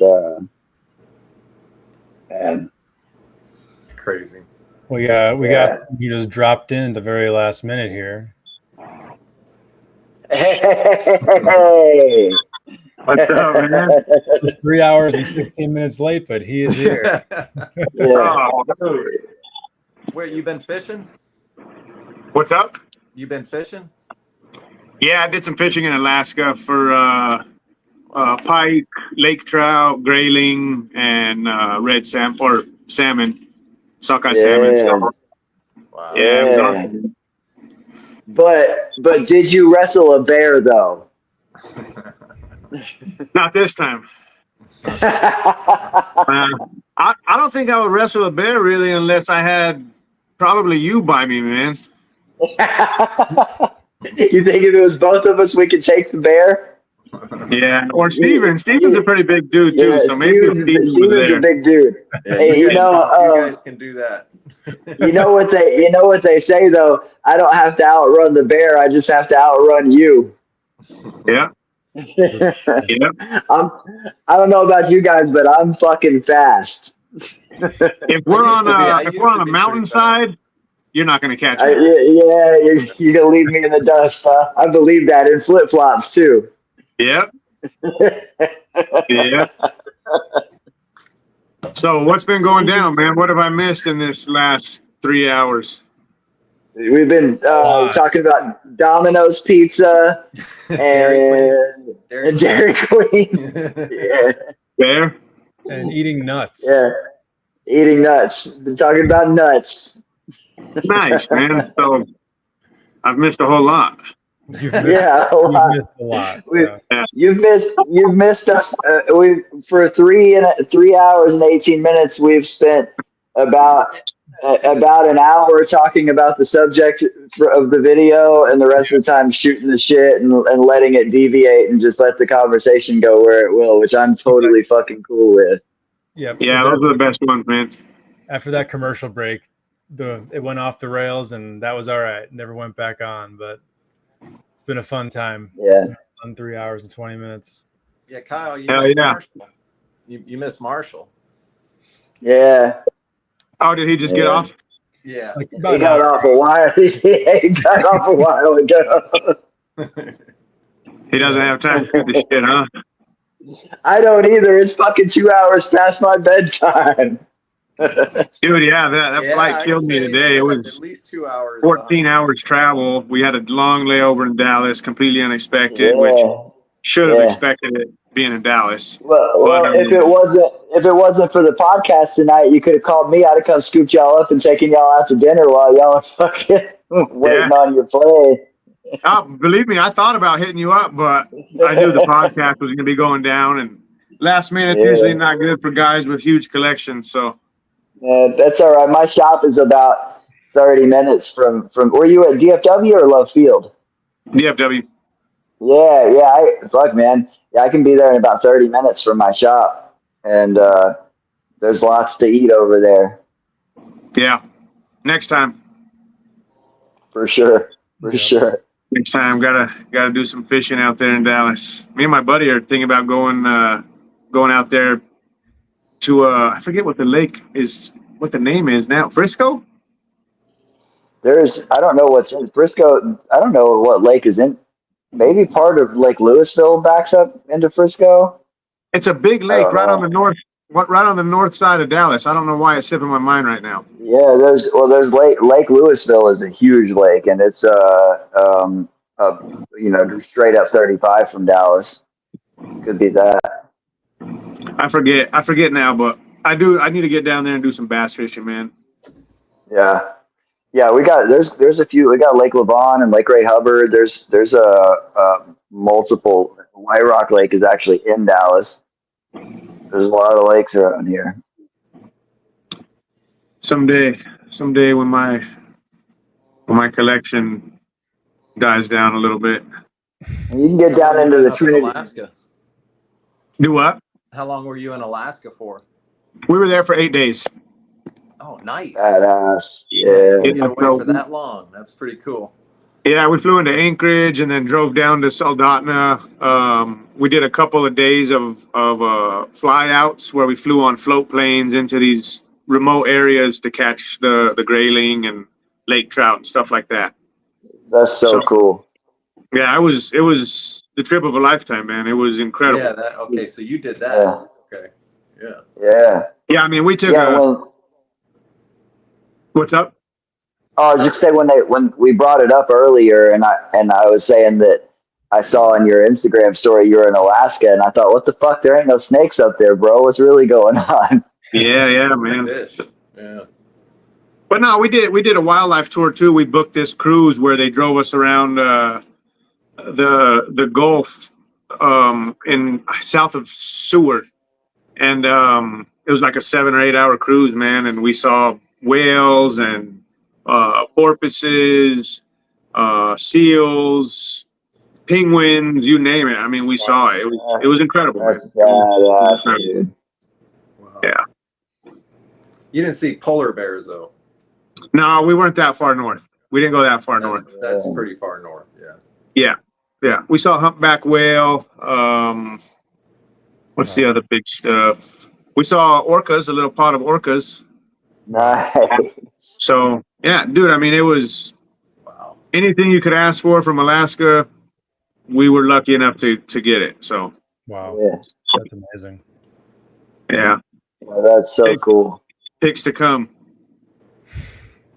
Hell yeah. Yeah. So did you Yeah, that's good ship? stuff. Did you like bring a lot of fish back, or had you No. do that on the airplane, or? I didn't know that I was able to before I went. Yeah. So when I booked the tours and stuff and I was catching the fish, they asked me how many I wanted to keep, but I didn't, I only kept one so that I could cook it for myself later. But, well, no one told me that we could keep the fish or a limit of fish. So we get back to the lodge on the second day of the fly out fishing, and the lady came up and said, how was it? How was everything? How many fish did you get? I told her. She said, how many did you bring back? And I said, well, just the one. And she's like, well, why would you do that? Why don't you like fish? And I said, well, yeah, but I don't have no way of getting it back. And she said, no, we supply a shipping box with ice to ship back up to 24-hour flights. You can take it on as carry-on or check bags. And I was like, well, nobody told me. Damn. Yeah. So you could have brought those back, and I could have brought them all back, man. And I Damn, big fumble there. if that's the worst thing that happened, that's okay. You know. Yeah. Right. Yeah. I ate some over there. And I will say this, dude. When people tell you that the salmon from Walmart is not the same as the salmon, dude, it's not. Yeah. It's not the same fish. I don't think I ever want to order salmon anywhere ever again. That's all like indoor raised or something, right? Yeah, it's farm salmon. Man, it's that different. It really is that different. Even when you go to Walmart and get wild sockeye salmon, it's not the same as having it fresh, man. It's not the same thing. That's what I cooked up, is a sockeye salmon and one grayling, which was delicious, by the way. But dude, that sockeye salmon, I've never tasted anything like it, and I eat salmon all the time. Sockeye is a different texture than Atlantic salmon. It's a denser meat, and it's redder, and it's got a richer flavor. You don't have to do just a sprinkle of salt on that. It's delicious. You don't have to do much to it. That's literally it. That's all I put. There was a little garlic salt, and it was. I mean, it was perfect. Amazing. Yep. Yeah, so, my buddy Kyle James, he's a big time hunter and fisher. Fuck, one of my earbuds just died. He brought back some black tuna from up there or something like that. And he gave me some, and I seared it and made tuna salad with it. And I didn't want to tell him that I made tuna salad with this fancy ass tuna that he caught and gave me. Yeah.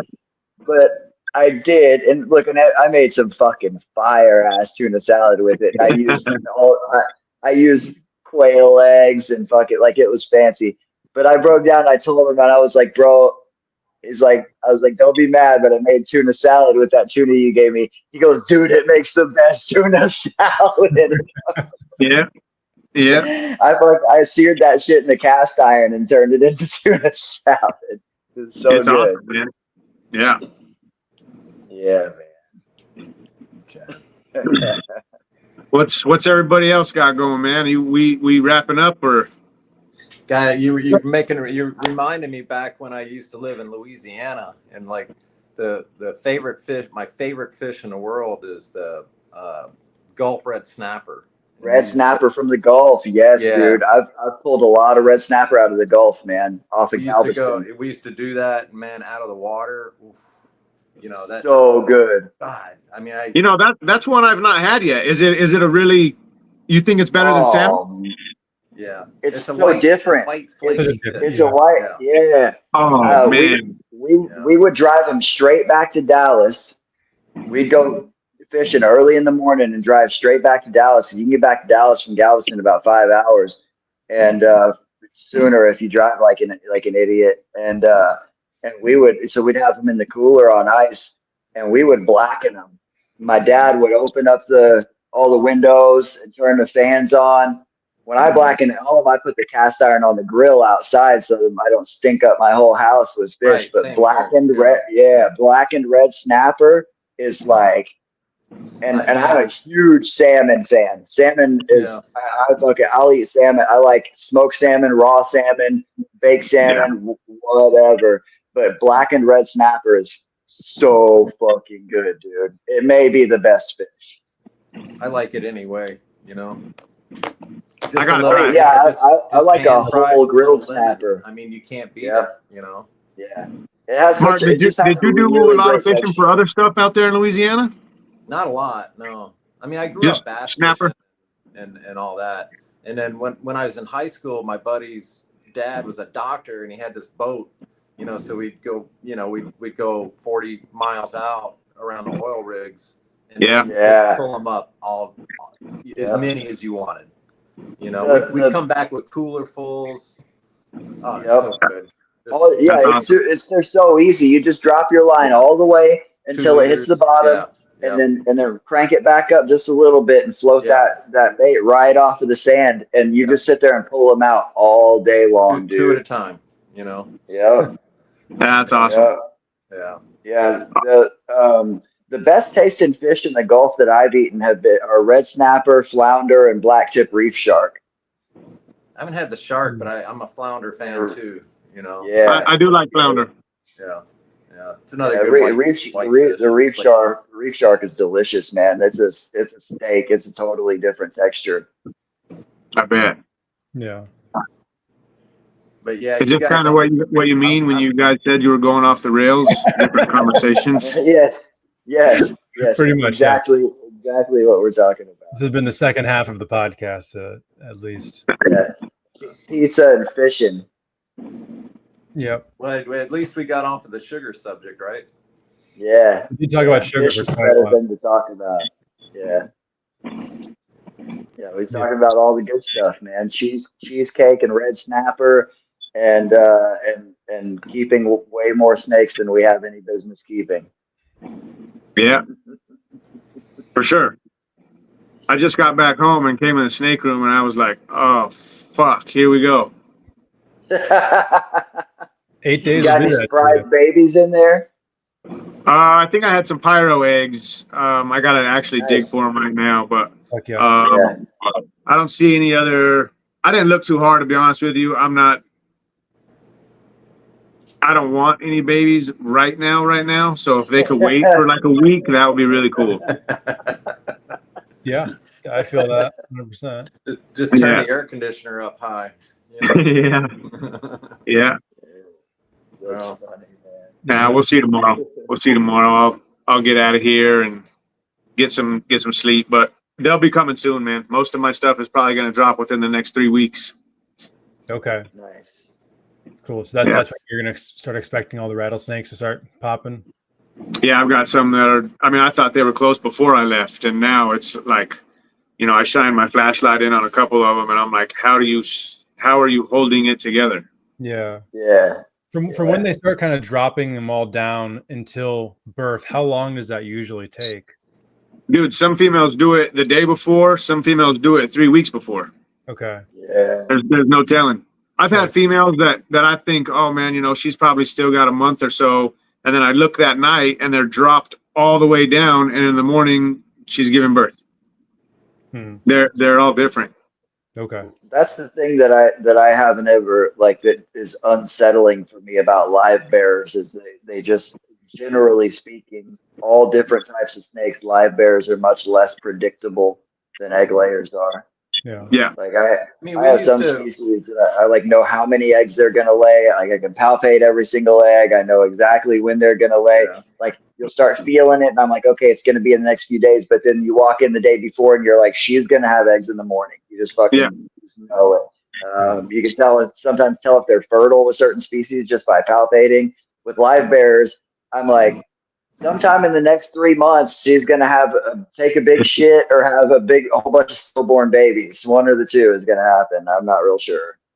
I don't quite have that much play in mind, but I'd say I'm pretty spot on for the most part within about a week range. And you're real specialized too, though. Yeah, there's obvious females that the night or a couple of days before, just their behavior from litters in the past, that they're coming in the next couple of days. But every now and again, man, I have that one that's like, all right, she's going to have babies tomorrow. And then tomorrow turns into 15 more tomorrows and she's still hanging on. Yeah, it drives me nuts. I can't ever figure it out. But I mean, you have, well, maybe since we're talking about large scale keeping, do you know how many litters of rattlesnakes you've had total? Oh, fuck. No. Hundreds. That's the right answer. No is the right answer. That's what qualifies you for being on this episode. Looking back, I wish that I would have taken better notes on some things.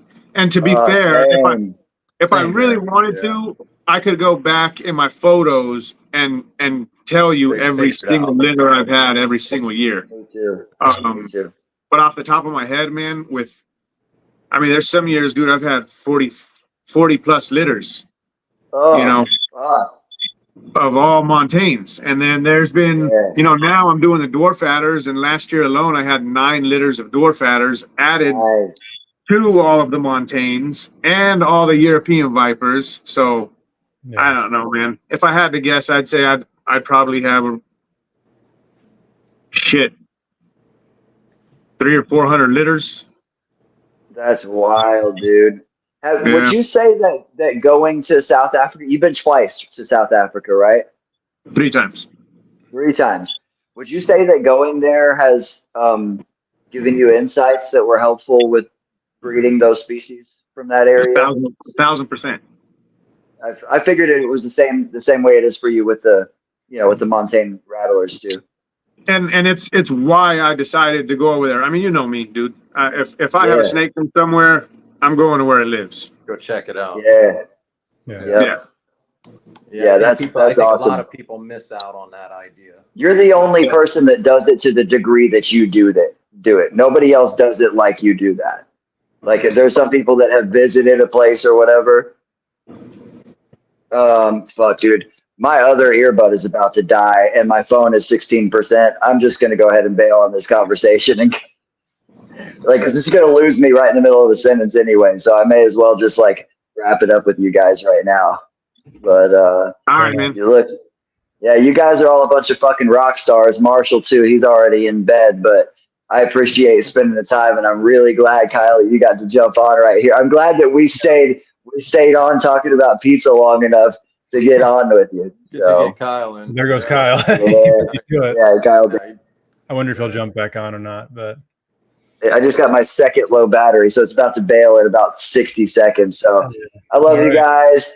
Everybody's been listening. So I can't believe y'all listen to us talking about snakes, but yeah, I hope so.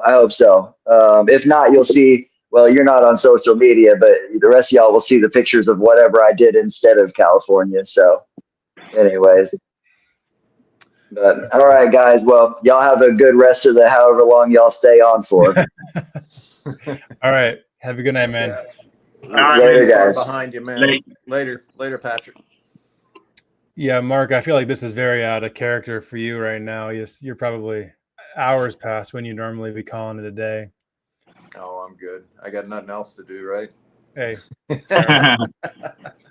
I should probably get off, man. I gotta top off some waters and get to bed, but I wanted to get on here and at least show face and see what it was all about. We gotta plan another one, man. And if I get a little bit more heads up, I'll definitely be on.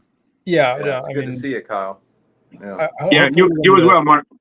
Yeah. Hopefully within the next month, Kyle, we can figure out a Wednesday to just do a solo one-on-one, do a full proper episode. So, but yeah, I definitely appreciate you jumping on, especially with your phone giving you hell, getting even on to.